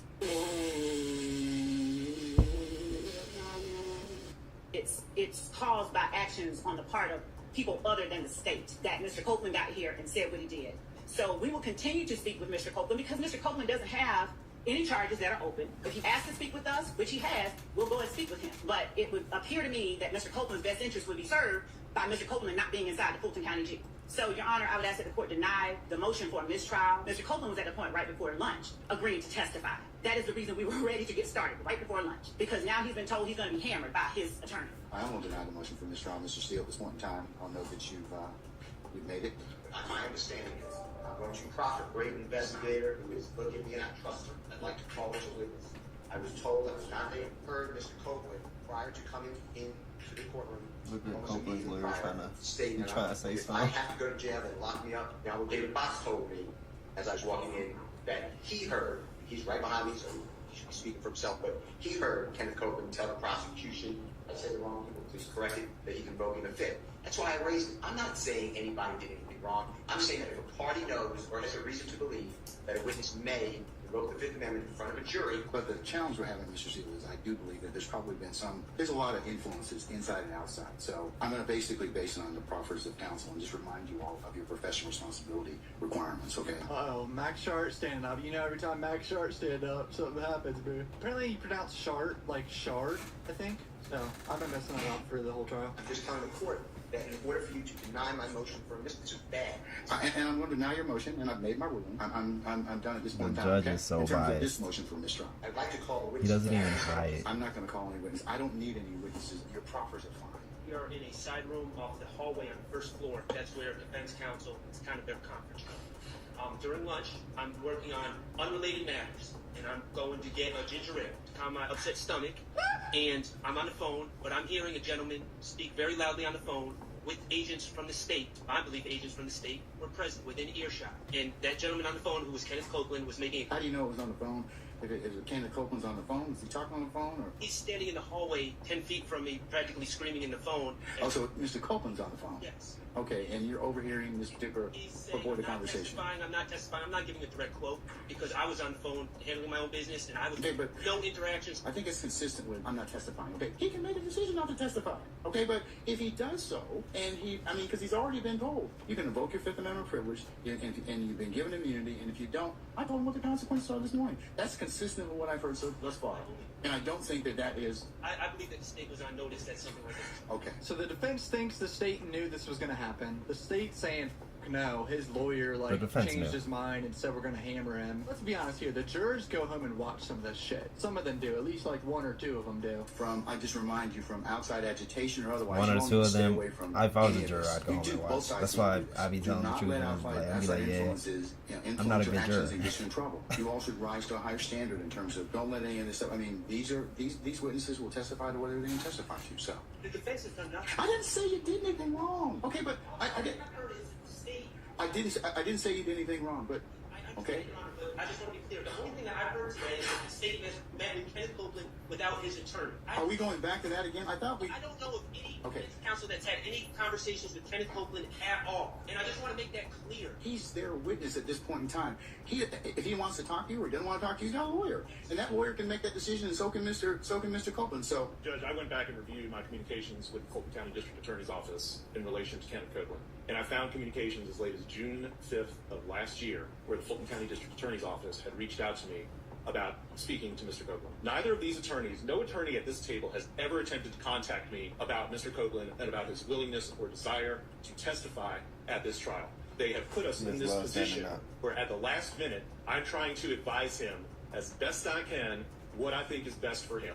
Had they exercised the slightest bit of professional conduct, we would not be sitting here having this conversation today.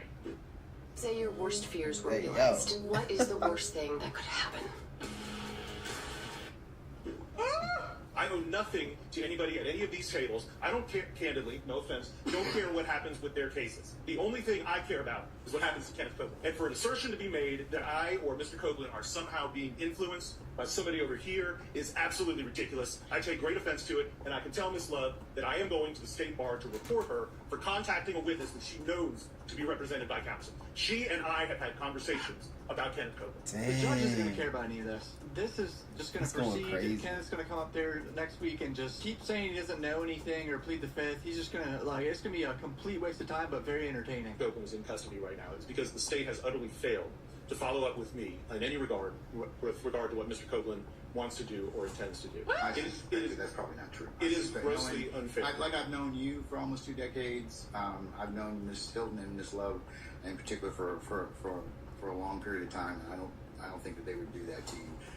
Judge, at no point did they ever reach out to me about Mr. Copeland, about Mr. Copeland's testimony here today. The last time I heard from anybody in the Fulton DA's office was June of last year. Ms. Hilton, did you reach out to Mr. Melnick? When I talked to Mr. Copeland, he told me Mr. Melnick was not his attorney. So that is, I talked to the witness because... When did you talk to Mr. Copeland? Last Friday, because my understanding prior to then is that Mr. Melnick had told Ms. Love that he wasn't his attorney. So when we went to go serve him, I understand that he did not have an attorney. When I met with Mr. Copeland, and this is Friday evening, Mr. Long and I went to go meet with him in the car. We said, hey, I think Mr. Melnick's your attorney. He said, Mr. Melnick is not my attorney. Oh boy, that isn't good luck for this lawyer. Let's see what he says about it. Not his attorney. Mr. Melnick disavowed being his attorney, and Mr. Copeland told me he wasn't his attorney. So that is what I based all of my decisions after. That he is subject to being committed and held in the Fulton County Jail until the end of this trial. Whether the state knew Mr. Copeland... The state is trying to burn Thug. I know that they did know that he was going to take the fifth because I heard him say it outside right before I walked in. Damn, no way he said that. Then why didn't you, as an officer of the court, tell me before we took his testimony? I told Mr. Steele. No. Why didn't you, as an officer of this court, tell me? Well, then that's my I got a problem with you now. What? How is that his fault? It's the state's responsibility, I thought. Is it really equal responsibility for that? I feel like that would be the defense overstepping a little bit. Well, that's fine. And I got a problem with you now. I would suggest you don't say anymore. I've already said. I know that, sir. And the problem is, you should have told me. If that were your case, then you just made an argument that we didn't even need to have, because I could have certainly asked him based upon your proffer. Now you want to have it both ways. You can't do that. Well, I thought the state knew that, And that's not what the point is. The point is, you as an advocate, is you should have told me. If they get convicted, they have so many reasons for an appeal, probably in the hundreds. Just have an equal responsibility under the rules of professional responsibility. Okay, as long as we're both responsible, that's fine. I would ask that Your Honor, that the deputies transport Mr. Copeland to the jail completely separate from any... Yeah, I was going to thank you for reminding me about that. In our order, wait just 1 second. In the order of incarceration, I'm going to also have a keep separate order for him. For the transportation and the housing, because none of these gentlemen are going to say anything to him, but I don't even want anyone to claim that he did. I think that that's fair enough, and that's a good suggestion. Yeah, he is not safe in there. Woody is not safe in the Fulton County Jail, dude. If I was him, I'd be so sketched out. I'm like, dude, keep me in a cell for the whole time. I don't want to be near anyone. But we'll go ahead and have him, if you could also have him housed separately, too. And we are again missing, we do not have the complete file. So you're saying Steele didn't send them the complete file or something? To be able to access it properly, to be able to look at it, authenticate the calls, the time, all of that, we don't have it. We were provided last night a thumb drive with cut and pasted file names up under headings with some additional pieces of a file that would have had to, again, have been deconstructed from the way that the file would have been given to counsel for defendant Williams. We are asking the court to compel defense counsel to turn over to the state the file in the condition, in the original condition that it was given to them. Judge Lamb, There's no you law. allow another moment when Miss Love calls me that I did not do something. They have the exact image of what we got from the You jail. don't even have to do that. Like, the people who have to turn everything over is the state. The defense doesn't have to do that at all. Like, there's no law saying they have to do that at all. That is it. And if I get another false allegation and you do nothing, I'm shocked. I'm appalled at you. I sit here day after day with this false allegation just machine. False allegation machine. I gave the state everything. There's been no purposeful. I don't care. I don't care. I give over everything. I've done this for 33 years. Never in my life have I seen a trial. I've done 300 appeals in the state of Georgia alone. I've never read a case like this. Judge, I gave them everything I had. I was at my office till 8 after 8 last night, waiting for their investigator to come by and handed him an exact copy of thumb drive. They had everything that we got from the Fayette County Jail. There's been no deconstruction. There's been no purposeful exclusion. This is not the first time. Okay. And I apologize that I'm getting... Hey, everyone's cooking Miss Love. I would die for what we do. I used to say I'm dying. I would die. I couldn't choose a better profession. If I had been able to Miss Love, I would... Yeah, because we strike it on Bruce said he used to love going to court, now Miss Love ruined it. Damn. Miss Replay Love. As many of you have seen, because I've streamed it before. Everybody, calm down. Everybody, both of you, please be seated. Judge, I'm not Both of done. you, please be seated. You have to do something. You have threatened me with contempt. You threatened me with jail. If you go back in time, we can just start a voir dire. Jury after jury, you did individual voir dire, painful. Miss Love would come in and say that juror was crying. It was not true. You would say that's not my recollection. After I said, we started a case. I asked you, please. Mr. Steele. How would you feel if you were being treated? Mr. Steele. I'd like to finish. Mr. Steele. I gave them everything on that drive, and it's continual abuse of a prosecutor of another member of the bar. I don't talk with Miss Love, and that's fine. I like that. But Judge, I'm not going to stand here anymore. I don't care. You can take my bar card. And this Williams, to me, this is an innocent man. You talk about Miss Love said there's a man in the Fulton County Jail who shouldn't be there. Mr. Copeland. Mr. Williams shouldn't be in custody. But he's been charged, and we come here for a fair trial. It's been everything but that, according to that Miss Love has tried to demonize me. At times, Mr. Adams. At times, Mr. Shaw. Now it's Mr. Wood. All because she wants to win the case. And now she speaks over people. It's not right. I gave them everything. And by the way, and what I want to tell you, by the way, it's not even the law. If they call that gentleman on direct, I don't have to give them anything before trial. I do it. You see? You would ask. I told you they don't have to do it. You said, listen, you got a big case, it's going to take a long time. Give them things. I gave this by this way to the state October of 2023. October 2023. That was uploaded. give it to the state. I hear about it now, and I sit there and I give them the exact duplicate of what we have. And now there's a false allegation of misconduct. And what I'm telling the court is what I said again. I do not appreciate it. You have told it in front of the jury. I'm professional. You were wrong. You based that on Ms. Lutz's false representation. Your Honor, again, the ad hominem attacks, Your Honor. I object, and he should stop talking when I object.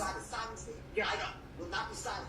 Dude, Brian Steele is done. He is so pissed. He's over this shit. Here's the thing. Okay, I think that Mr. Steele, please be quiet this one time.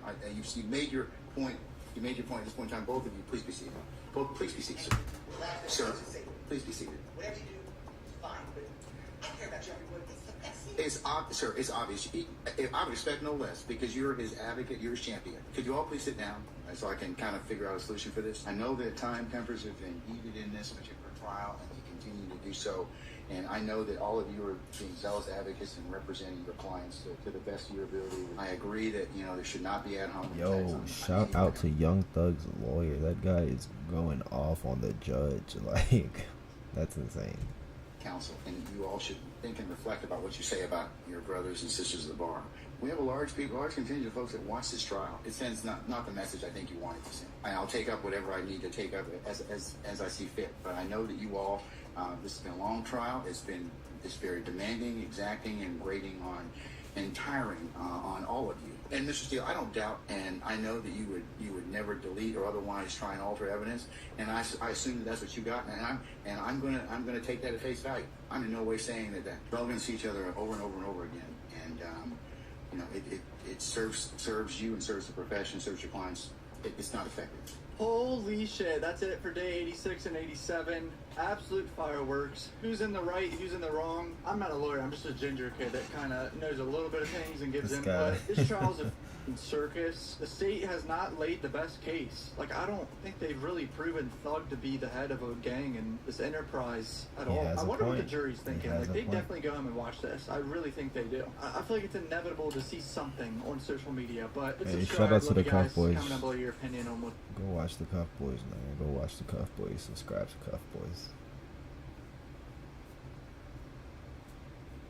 Subscribe to my YouTube as well. Look, Riz Khalifa. Y'all want to see? I'll show you I'll show you my page when I was boxing.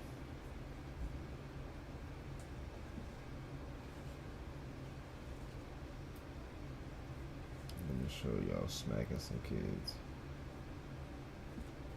This was like World at War.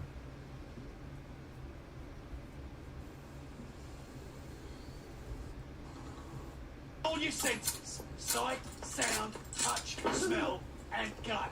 Closing with Charlie. We hold Charlie. The lead's ours. Fucking where?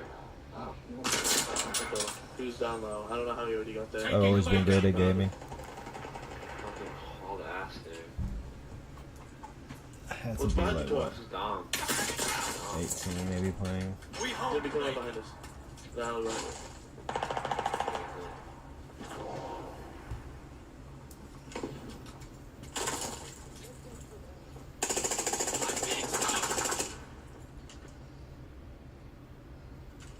We just gotta keep swimming.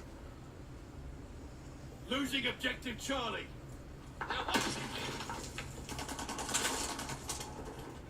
How are you not dead, dude?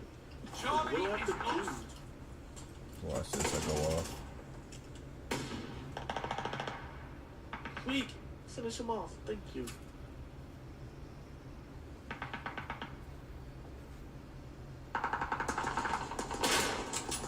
Like, yo, where are they at? But they only got 4 kids.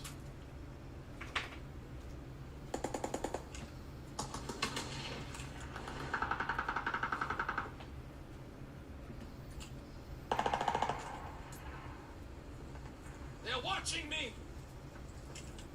That perk has always been great, where you can see people watching you.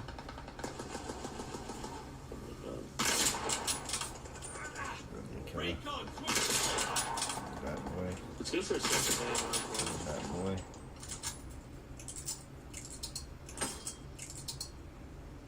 They're watching me.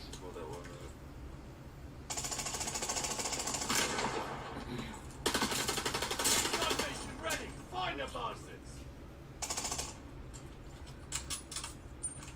They're taking Baker. Losing objective Charlie. Mark those easy targets. Eyes up. You're a fucking loser.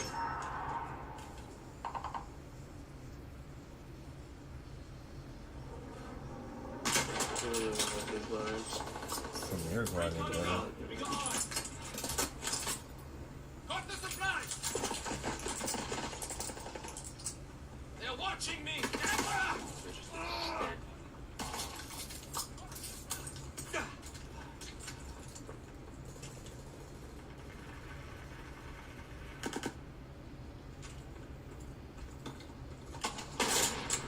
Really him, I'm telling you guys. This Black Ops 2. Ready for orders. Friendly bombing run inbound. That was Cold War, low-key, man. Huh? That was Cold War from this. I will never miss Cold War. You serious? Fuck that game. Okay, Nico. Thank you. Anyone talking to you? Nah, you just sound like a dumb motherfucking snake. Yo, I didn't notice that guy was doing all that on my page. Hold on, let's see what else I got on here. This is my fights.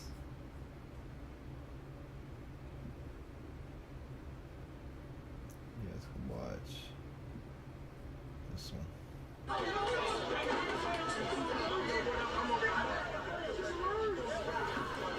I'm always the shorter guy.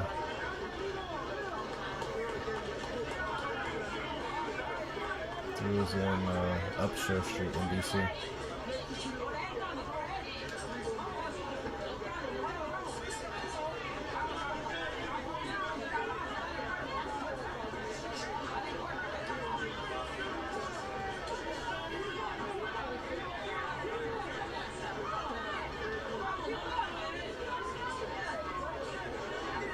I always had that pressure on me, you know what I'm saying?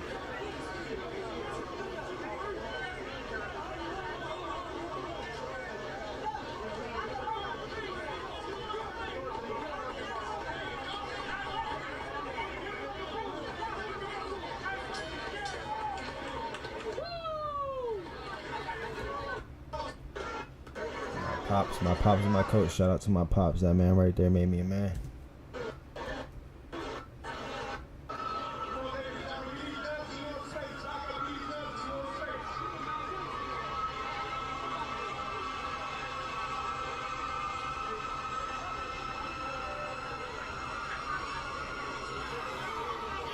Good old sound of DC.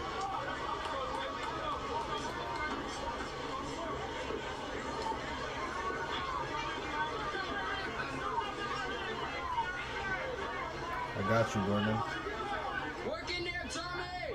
Work in there!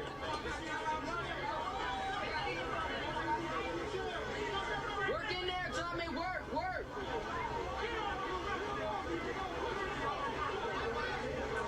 Work in there! Work in there, Tommy!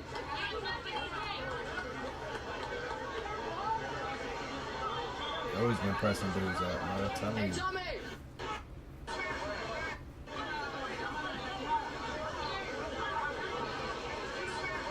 Work in there! Work in there, Tommy!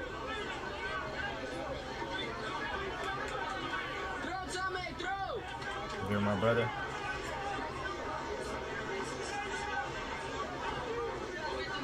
Throw, Tommy! Throw! I think I was tired at that point.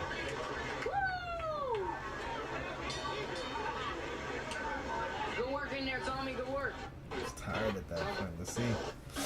This round. I think I need this Put next your hands round. back up.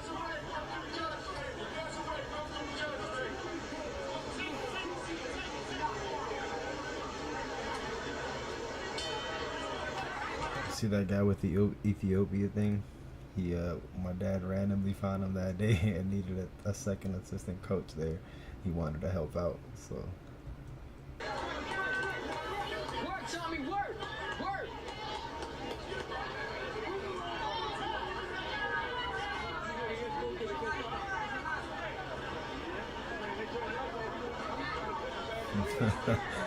Try to slice it. Ooh, that boy too slick.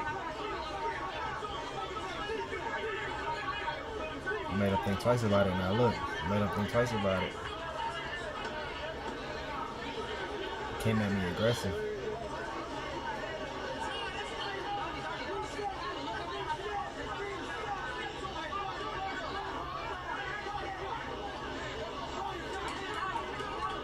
Those don't like working it from the outside.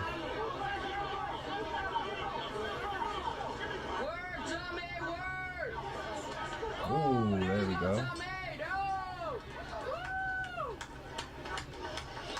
Minute rounds boxing. They go on all 3 rounds.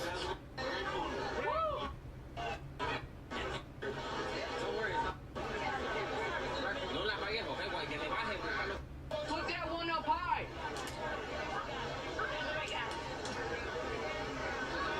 Y'all ever been to an amateur boxing match?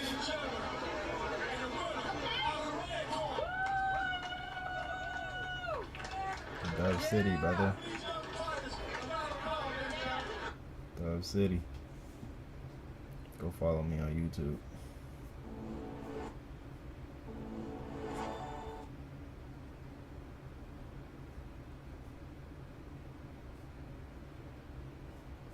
Yo. In the.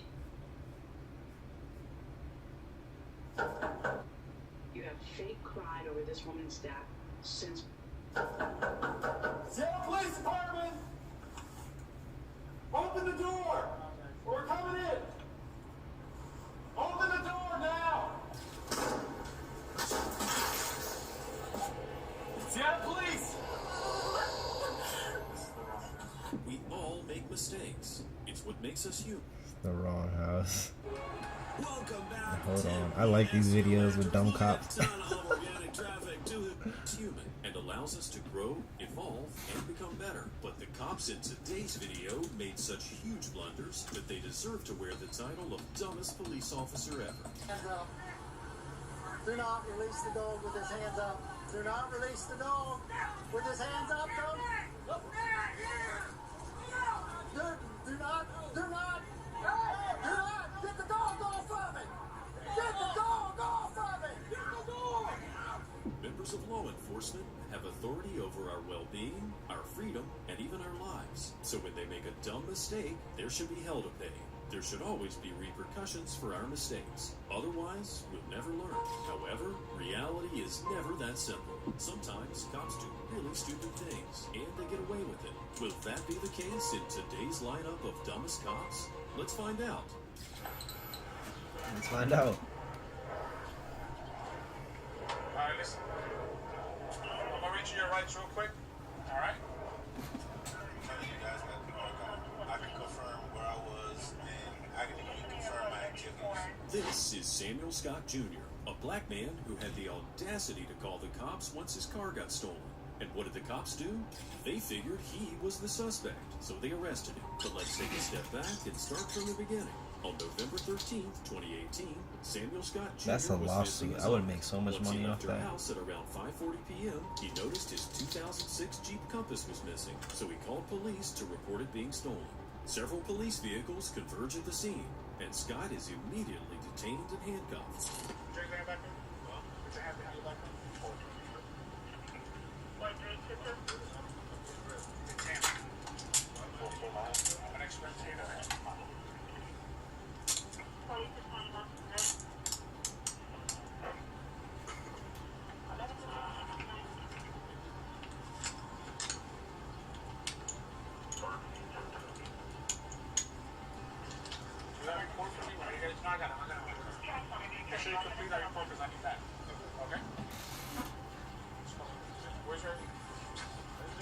Take all your stuff. We can't take this.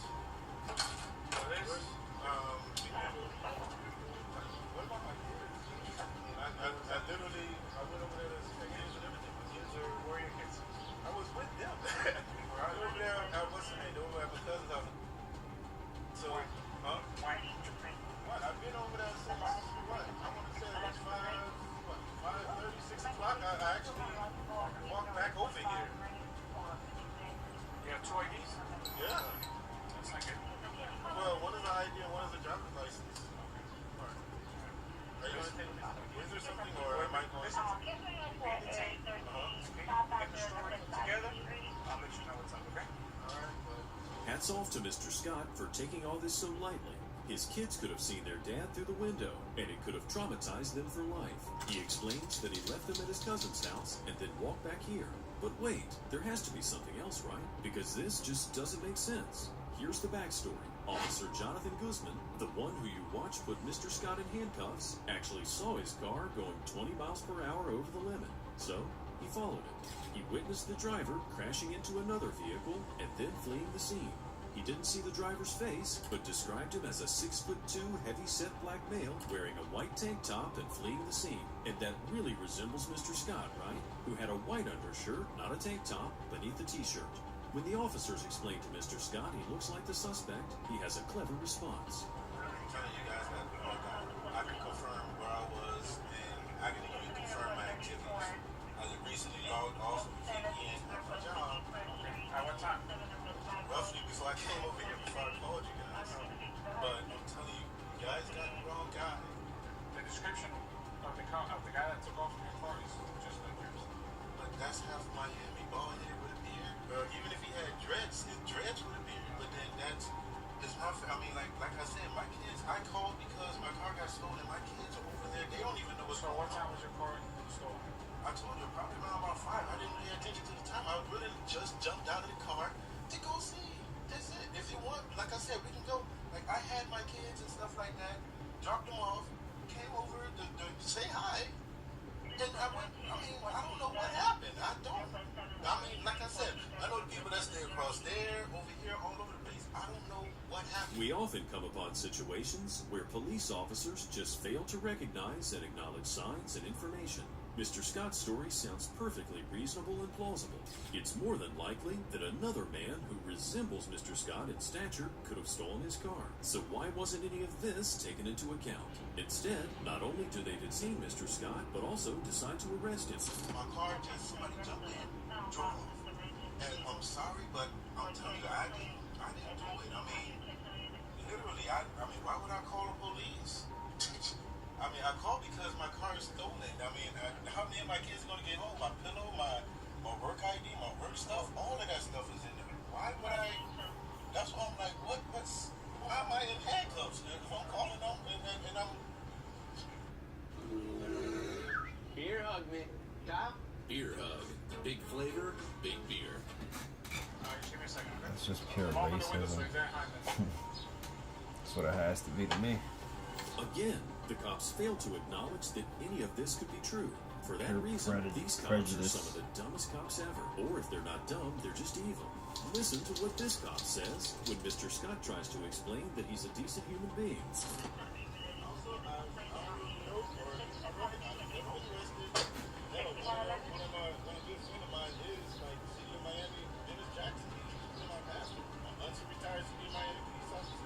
You never been arrested before? No.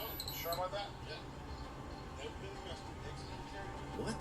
Are you sure about that? Are you Do you sure need about any more that? proof That's that this was a racism. prejudice-induced arrest? It's like this dumb cop cannot wrap his head around the fact that this man has not been to jail before.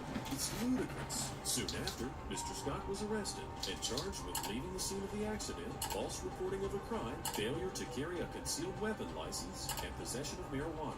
All the charges were later dropped, but Mr. Scott took matters into his own hands and filed a lawsuit against the city of Miami and the 5 dumb cops who were involved in his arrest. His lawyer's asking for $500,000 in damages. If this was California, the sum would be tripled. In case you don't know what I'm talking about, check out our video entitled When a Suspect Sues Cops and Actually Wins. Not all dumb cops harm innocent civilians. Some do it to themselves, like these TikTok star wannabes. This Orange County Sheriff's deputy has been punished for videos she posted on TikTok. Yet, despite the punishment, she continues to create new videos while wearing her uniform. The punishment came down when her supervisor apparently saw her streaming on TikTok Live while on duty. She was reprimanded, but footage from her TikTok account surfaced, and she came under investigation. Her colleagues felt the videos were inappropriate and embarrassing. The officer, named Shelby Abramson, was suspended from her job for disobeying her superior. Not everyone can be on TikTok and do, not everyone should be on that type time, especially if you're an officer and you decided to do that with your life. You should go and be bacon. Unbecoming conduct. She claims the suspension came because of the explicit lyrics in one of the videos. Abramson has been creating TikTok videos of herself in uniform since shortly after she was hired by the agency less than 2 years ago. Those TikTok videos have earned her 80,000 followers. According to this internal report, although most of the videos Deputy Abramson posted were benign, some of the audio tracks contained foul language and sexually explicit lyrics.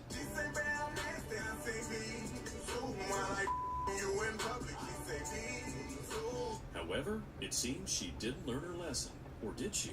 Orange County Sheriff's Office does not allow employees to engage in social media activity that could negatively affect the public perception of the agency, and directs employees to refrain from posting agency logos, uniforms, or similar identifying items on personal social media pages. Even so, she continued making videos, although as she claims off-duty. This is what she had to say about her suspension. Okay, so I just kind of want to address that comment right there because that's not the first one that I've recently seen going around. So here we go. Blah, blah, blah, blah. I don't care. Blah, blah, blah, blah. Her and itchy fingers. What about you? Do you agree? Similar to Deputy Adams, another female officer took to TikTok, but her public announcement caused an uproar, and rightfully so.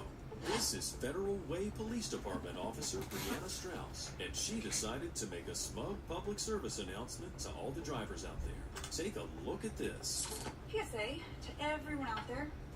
I'm speaking for myself, but I'm probably speaking for a large majority of other officers out there. If we're driving on the freeway in our police car, get the out of the way. Get the out of the way. If you merge and we follow behind you and we merge too, you're probably in trouble. Best way to find that out is get out of the way. I can go 90 miles an hour.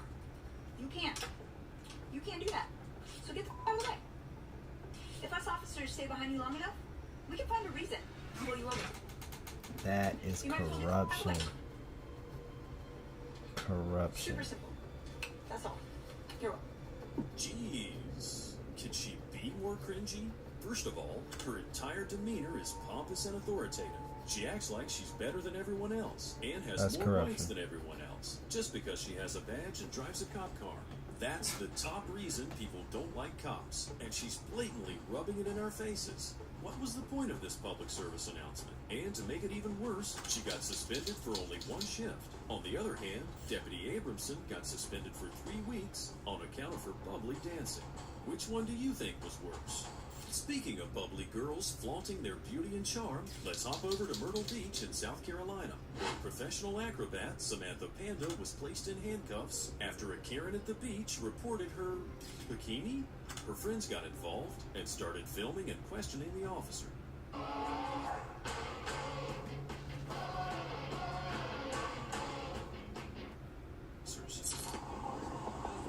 Stop acting like this. Sam, just relax. Just relax, all right? Well, no. So, she's being detained. She's being detained right now. Okay, all right. Okay, and how is that? No. How was she just acting in your eyes? That's all I want to see. I just want to. No, she didn't say that. She asked you. She asked you if she wants, if you can show her the penal code that says, or the law that says. And you said no.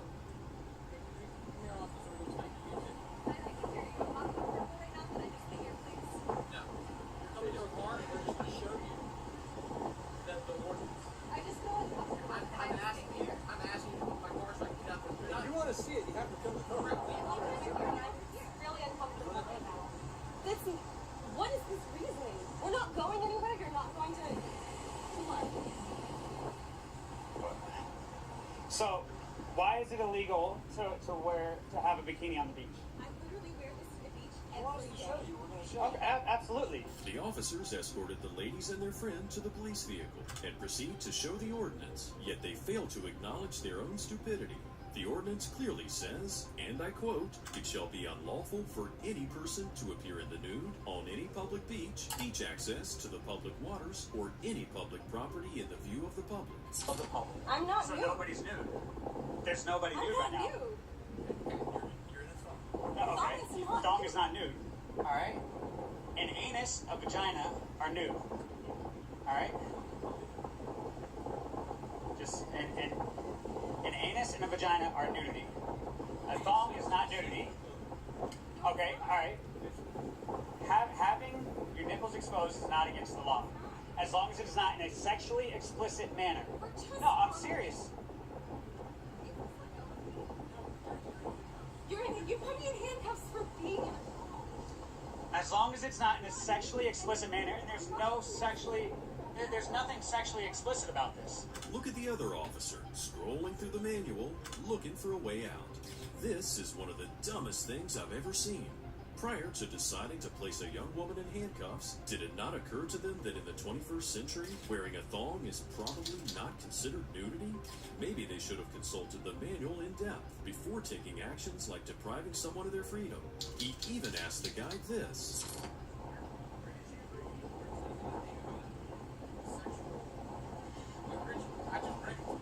Okay, nude, in the nude. This is not considered nudity. There is clothing covering their private parts. I do know what anatomical areas are. And no, it's not. Okay, well then there's other girls that have their cheeks exposed. So do the same thing to them. Go put them in handcuffs. It's simple. Just because she has a bikini that is more revealing does not mean that she's in the wrong. There are other bikinis. Like, look, I can see her butt cheeks. This officer sounds like he's hating. Maybe his wife is fat.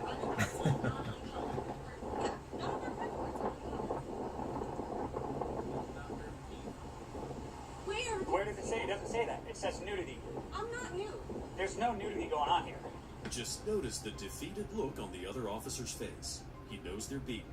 He's praying that his partner can muster up something from the rulebook, but hopes for that are slowly fading away.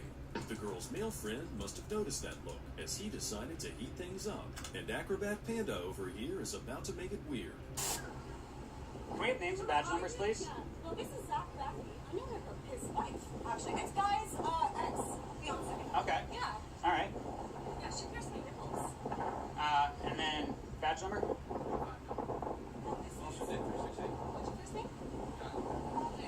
Okay. I know. Sam, Panda, Zach, Rafi, Kyle, Dick. This has to be made up, right? Only it isn't. It's all too real, but weird names aside, the cause for all this is Myrtle Beach's controversial code, which, believe it or not, currently does state that thong bathing suits are not allowed on the beach or in public. Perhaps it's a newer code that attempts to be more precise, or it's just that these two cops are too dumb to find the clause in their code. However, code or not, arresting someone because they're wearing a thong is ridiculous, and it could have been conducted in a peaceful manner. But Officer Dick is about to escalate things even further, and Officer Raffy has a problem with nipples on Panda's friend. What? You're just gonna sit here and argue with us? Why?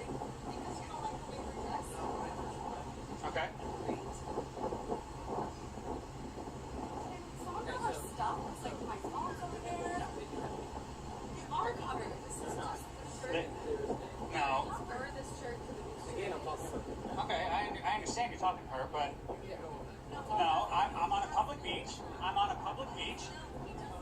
Look, we have our social distance.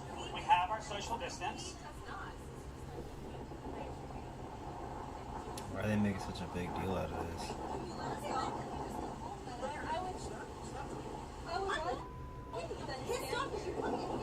Also, why are you guys not recording right now?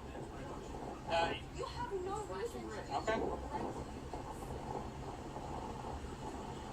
It doesn't make sense. You literally told me this is music, and I'm not gay. So what if you're telling us that we're dressed? So, therapy sounds like it's helped you. Very much. Would you be the person that you are today without therapy? Dress inappropriately for the beach, and we say, okay, we'll go home. Can we just go home? I'm so uncomfortable, and I just want to go home. Soon, another officer arrives at the scene. After a brief consultation with Officer Raffi, he approaches the girls and engages in conversation to learn more about their side of the story. It seems that this conundrum lies in the vague Myrtle Beach Code, which can obviously be interpreted in various ways. They always told us that we're gay, and that we can't be on the beach. Not me. I asked him to show me where it says I can't have a phone. He said no. He told me that he wouldn't show me, and I said, okay, then we're done here. And then he put me in cuffs and beat me. And then after that, they brought me over here, showed me their book, which doesn't say anything about being in a thong. It just says you can't be nude. Jimmy Jam? Jimmy Jam, yeah. So, Geez, here we go with the weird names again.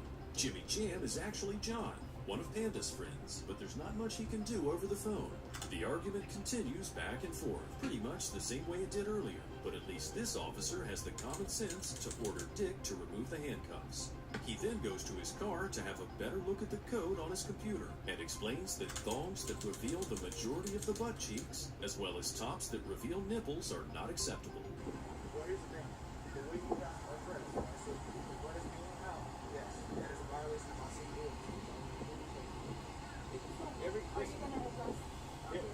I'm just scared. They're in bathing suits that are covering up the majority of their behinds or whatever. No, but they're not, though. Like, they might be an inch more than mine. Well, you have to put on something. You cannot have it on But why is there? So what's considered a thong? Because that's a Brazilian cut bikini. Because, well, it does matter. Because if I'm going to go buy a bikini, I would like to know if I can wear it. Okay, so then that's a bottoms over there. So Obviously, this topic raises a lot of ethical issues. How much of a buttock can be seen? Who measures this? Should we free the nipple or not? Who will be the judge of what's appropriate and what's not? Is this It's not seriously an issue happening that to can them be right solved now? with a vague manual. These dogs. And I'm of the firm belief that there are no bad dogs, just bad owners. In the case of Jadarius Rose, a dumb canine operator released the dog on the defenseless man, even though he was ordered not to do so. Rose was a truck driver. Even though he was 23 years old at the time, he looked like a kid, and in that situation, he acted like a kid. The incident started when a police officer decided to pull him over for a missing mud flap. Rose stopped at first, but then kept going, so the cop called for backup and engaged in pursuit. This is the moment he pulled over, but seeing the guns aimed at him, he continued driving. Notice the gun this officer's aiming with.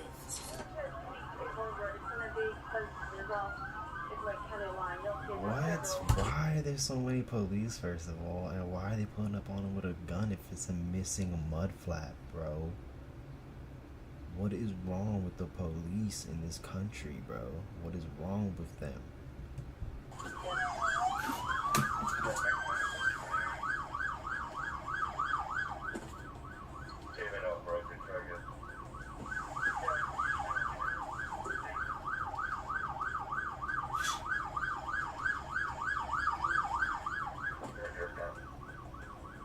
Brody, I would drive off too, Brody. Bro, it's a missing mud flat. What are they doing?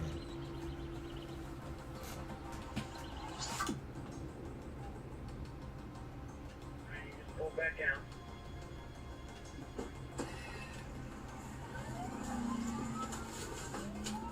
Okay, is this former Swift County or Ross County? He took off again. We're heading northbound, 23. 1959 Jackson. I'll have traffic from northbound, right lane. He rolled the window down, looked at us, rolled back up. Northbound 48 miles an hour, past Bull Road in Ross County. Now, it wasn't a high-speed pursuit by any stretch of the imagination. Thing is, this kid had done nothing wrong. It's just that when he pulled over and saw all the guns pointed at him, he got scared. He then actually called his mother and asked her what to do. She told him if he'd done nothing wrong, he should stop. But then he rolled down the windows and saw the guns again and did not feel safe at all. So instead of getting out, he continued driving and called 911, hoping they could help him. In case you think that's crazy, listen to this. A 911 call that his attorney indicated was Rose seems to confirm that he was afraid. I parked the truck. I was about to comply with them, but that gun drawn out for whatever reason. It feels like they're trying to kill me. I mean, what was he expecting to hear from the operator? This just goes to show how inexperienced and really afraid he was. As the operator instructed him to obey the officers, Rose eventually did, but little did he know what was in store for him. Notice there's a bunch of law enforcement vehicles, including Ohio State Highway Patrol and the Sheriff's Office. And that's when this happened. At the dog! Come to me! You don't want bit! Come to me, man! Do not let them, don't release the dog. Do not release the dog with his hands up. Do not release the dog with his hands up. Do not release the dog with his hands up, no. Do not. Get the dog off of me. Get the dog off. Why did he say go get him? Why did he say go get him? Did y'all see that? He said go. As you can imagine, horrific wails ensue from the young driver, pleading for the officers to get the dog off of him. However, the dog does what he was trained to do, and does not let go that easily. At this point, the dog still does not let go, and you can see the female officer cover her face in disbelief. Even when the dog is finally off, the kid continues screaming, most likely out of shock more than just the pain. And all the officers seem to be taken aback by what just transpired. And this young man's ordeal isn't over yet. This is a mud flap. They pulled him over for a mud flap.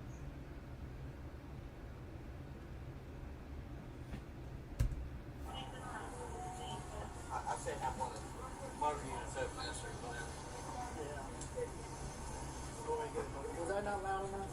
You said 3-4 moments. They're laughing.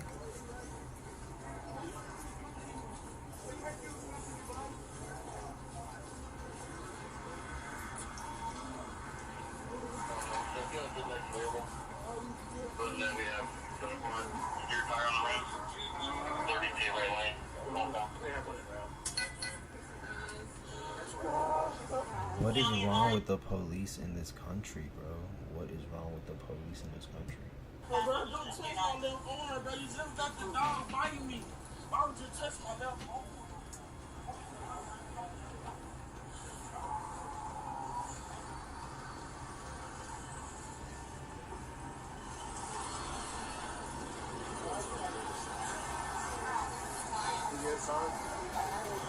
No, why you keep bending my arm?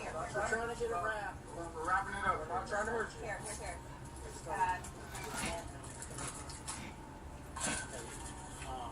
Don't even touch it while I got handcuffs on.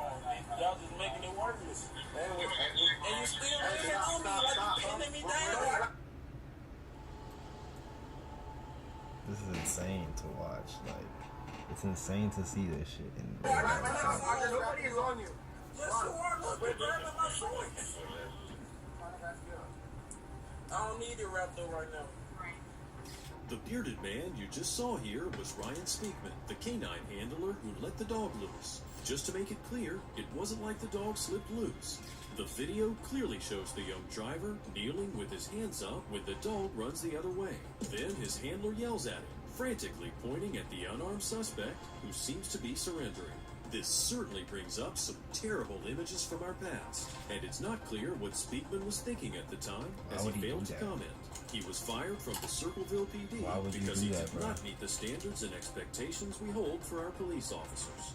We'll come back to this. Now let's see what Rose and his lawyer have to say after a dimwit journalist asked him if the cops firing is enough to make things right. Like that. The police released a statement. They fired the police officer. Is that enough for you? I'm sorry, Ben. If you could answer that question.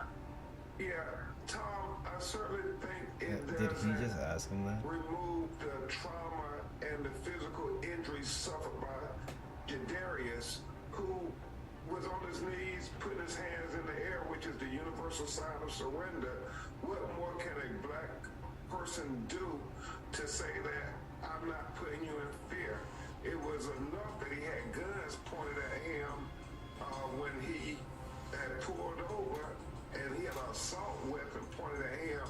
He called 911, Tom, saying, I'm afraid they're going to kill me. That is the sentiment of most black people in America when the police pull them over. Chidarius is being represented by Ben Crump, the famous civil rights attorney who's previously represented Randy Cox, G.K. Owens, and the family of George Floyd. In the interview, Rose said that when the dog was biting him, he was terrified, and he thought he was going to die. The pain was real, and he was screaming because he just didn't want to die. He also said that he couldn't even see what the officers were doing because he was so scared of the dog that was ripping into his arm.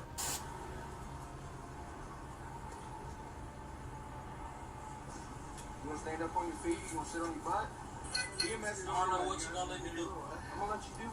I'm gonna let you either sit or stand. As long as you ain't gonna do nothing stupid. I'm gonna do something stupid. Just have him set up, Tyler. Let him set up. It's too late for that. You still squeezing me. I know. You still let it go. Don't put pressure on me. You have to have pressure. No. Let it be. Why are you still touching me? Why are you still touching me? Because you are under arrest. Yeah, I have handcuffs on. Alright, so you can stop touching me and tell me what I need to do. But I don't need your hand on me. The dog already did enough. It's What is the understandable power trip? What is the power trip he has? Like, like, yo, obviously he's mad as shit, bro. You just let the dog bite him. Like, what is this swinging contest of the meats, brother? To shock, Rose just wants some room to breathe. As for Officer Ryan Speakman, the Ohio Patrolmen's Benevolent Association has filed a grievance on behalf of him. As it turns out, the police department conducted an investigation into the incident, and a use of force review board determined that the agency's policy for the use of canines was followed in the apprehension and arrest. Really? I'd like to see the policy that says officers are supposed to unleash dogs on defenseless, unarmed suspects. What do you think? Should Speakman's termination be rescinded? Should he be paid and reimbursed for all lost wages, seniority, and benefits lost resulting from his firing, and his employee record expunged of his termination history? Let me know what you think of that in the comments below. I bet that last clip got your blood rushing. So, since we're all amped up and ready for action, let's follow a couple of officers as they bravely break down the door to an apartment where an intoxicated man was causing a scene and apparently having a mental breakdown while throwing things out of the window. Seattle Police Department! Open the door! We're coming in! Open the door now! Open the door! We're kicking the door!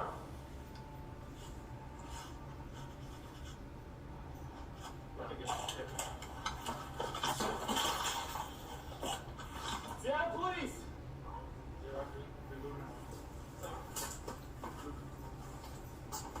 Come in! Now this looks a little drastic, doesn't it? Well, the thing is, there were several reports. One said that the man was hanging out of the window, while the other said that the suspect was trying to push someone out the window. So it's perhaps justified that these officers would break the door with guns drawn, even without a warrant, if they feared for the victim's safety. However, pretty soon they realized that there's no broken window and there's no suspect. I mean, there wasn't even any mess on the street, but they failed to realize that. Meanwhile, the woman in the apartment is taking a bath, so she doesn't even hear the cops shouting until they're already inside the apartment. What? Come in! Seattle Police Department! Inside! Who else is in here?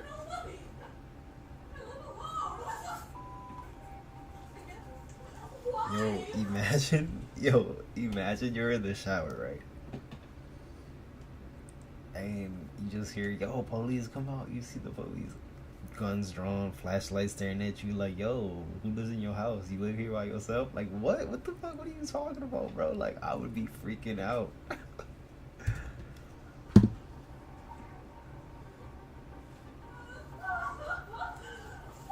There's no broken window. The reason why there's no broken window is that the cops did not just miss the apartment. They missed the entire building. Damn. The dispatcher said that the incident was at run Windows on Mac, and open a world with no limits.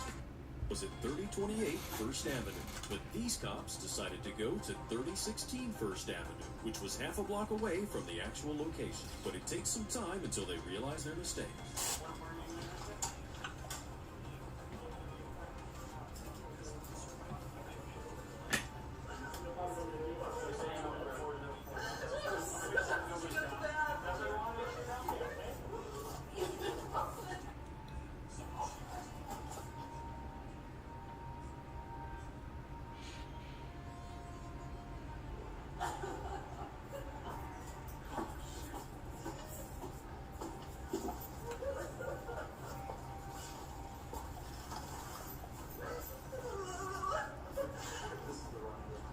Better late than never. Cops are now certain that they're at the wrong place. In reality, they barged into the apartment of a 45-year-old therapist named Elizabeth Wynn. Instead of apprehending the suspect, they were now faced with a sobbing, shaking, traumatized woman. This is the wrong address. Man, we got The wrong address. Are you kidding me? Oh my god. Oh my god.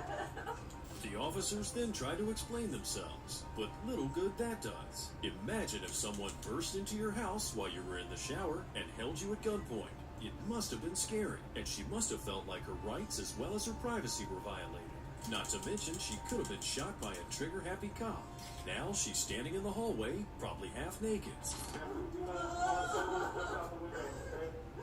wrong address. Are you kidding me? Oh my god. Oh my god. Oh my god. Alright, man, we're gonna have a supervisor come out here. So this is exactly what's happening. Someone's being thrown out of the window right now. It's in this building or the other building. It's in 404. Contacted you. We knocked down the steel police officers. It sounds like you were the victim of the crime, and you sound like you weren't able to open the door. That's why we kicked it in. Who the was at my door? I know. I'm sorry I about didn't hear that. you say Seattle police. I didn't hear that at all. I heard open the door, and I was like, who is this? And I did not hear Seattle police I'm at sorry. all. We got I back would to have answered that door, okay? I did not hear Seattle police at all. I'm sorry about that. We thought that you were the victim and you were being held captive inside of this room. Right now there's someone else that still have a window. So they're gonna go do that. We're gonna have a supervisor come in and we'll talk you through that. I understand it's very, very jarring. I'm so sorry that this happened.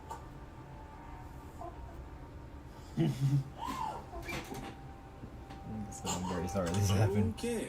It was incredibly dumb to go into the wrong building, right? But this cop handled the situation quite professionally. He could have just said sorry and stormed out of there. So now we're gonna, nope. If he would have just said sorry and stormed out of there, then you know what?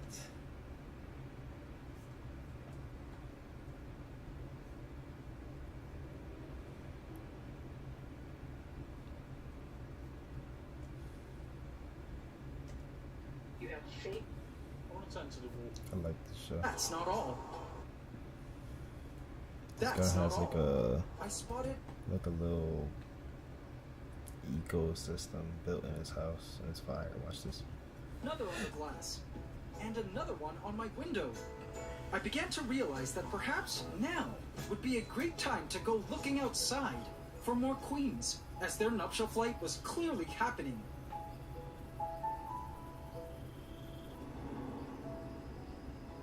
And as I left to attempt catching more queens, an empress was enjoying her new catch, feeding a developing future empire inside her.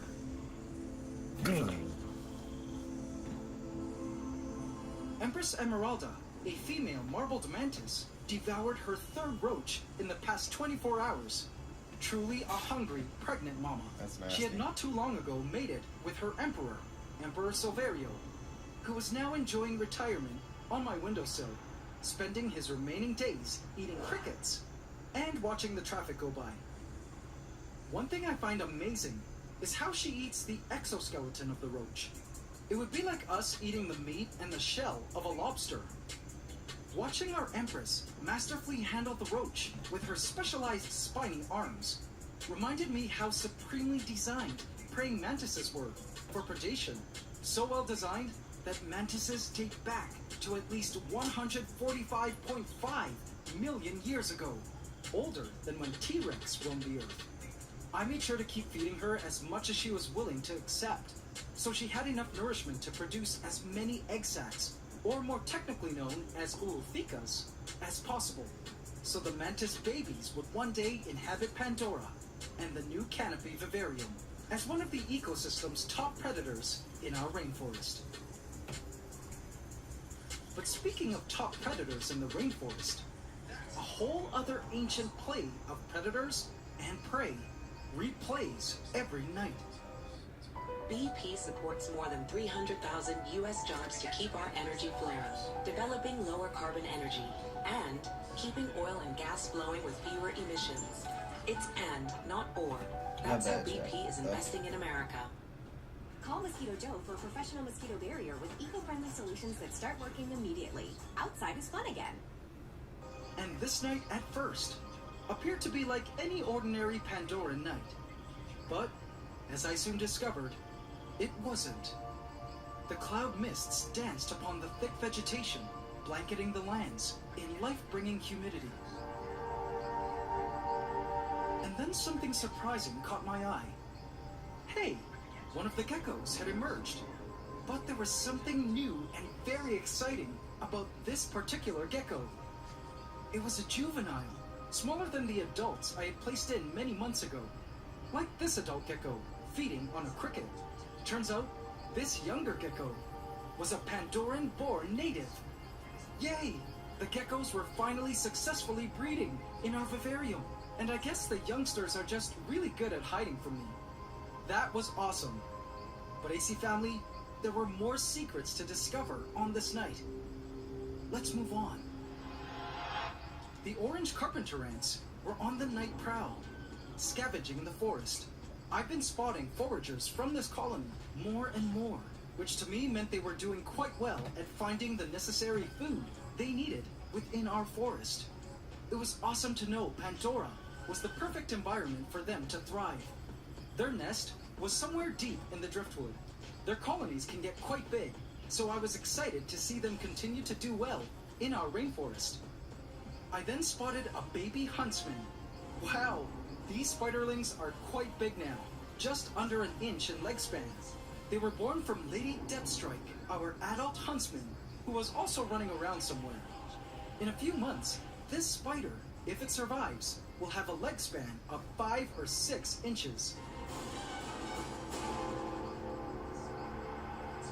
A coconut rhino beetle had emerged into the humid night air.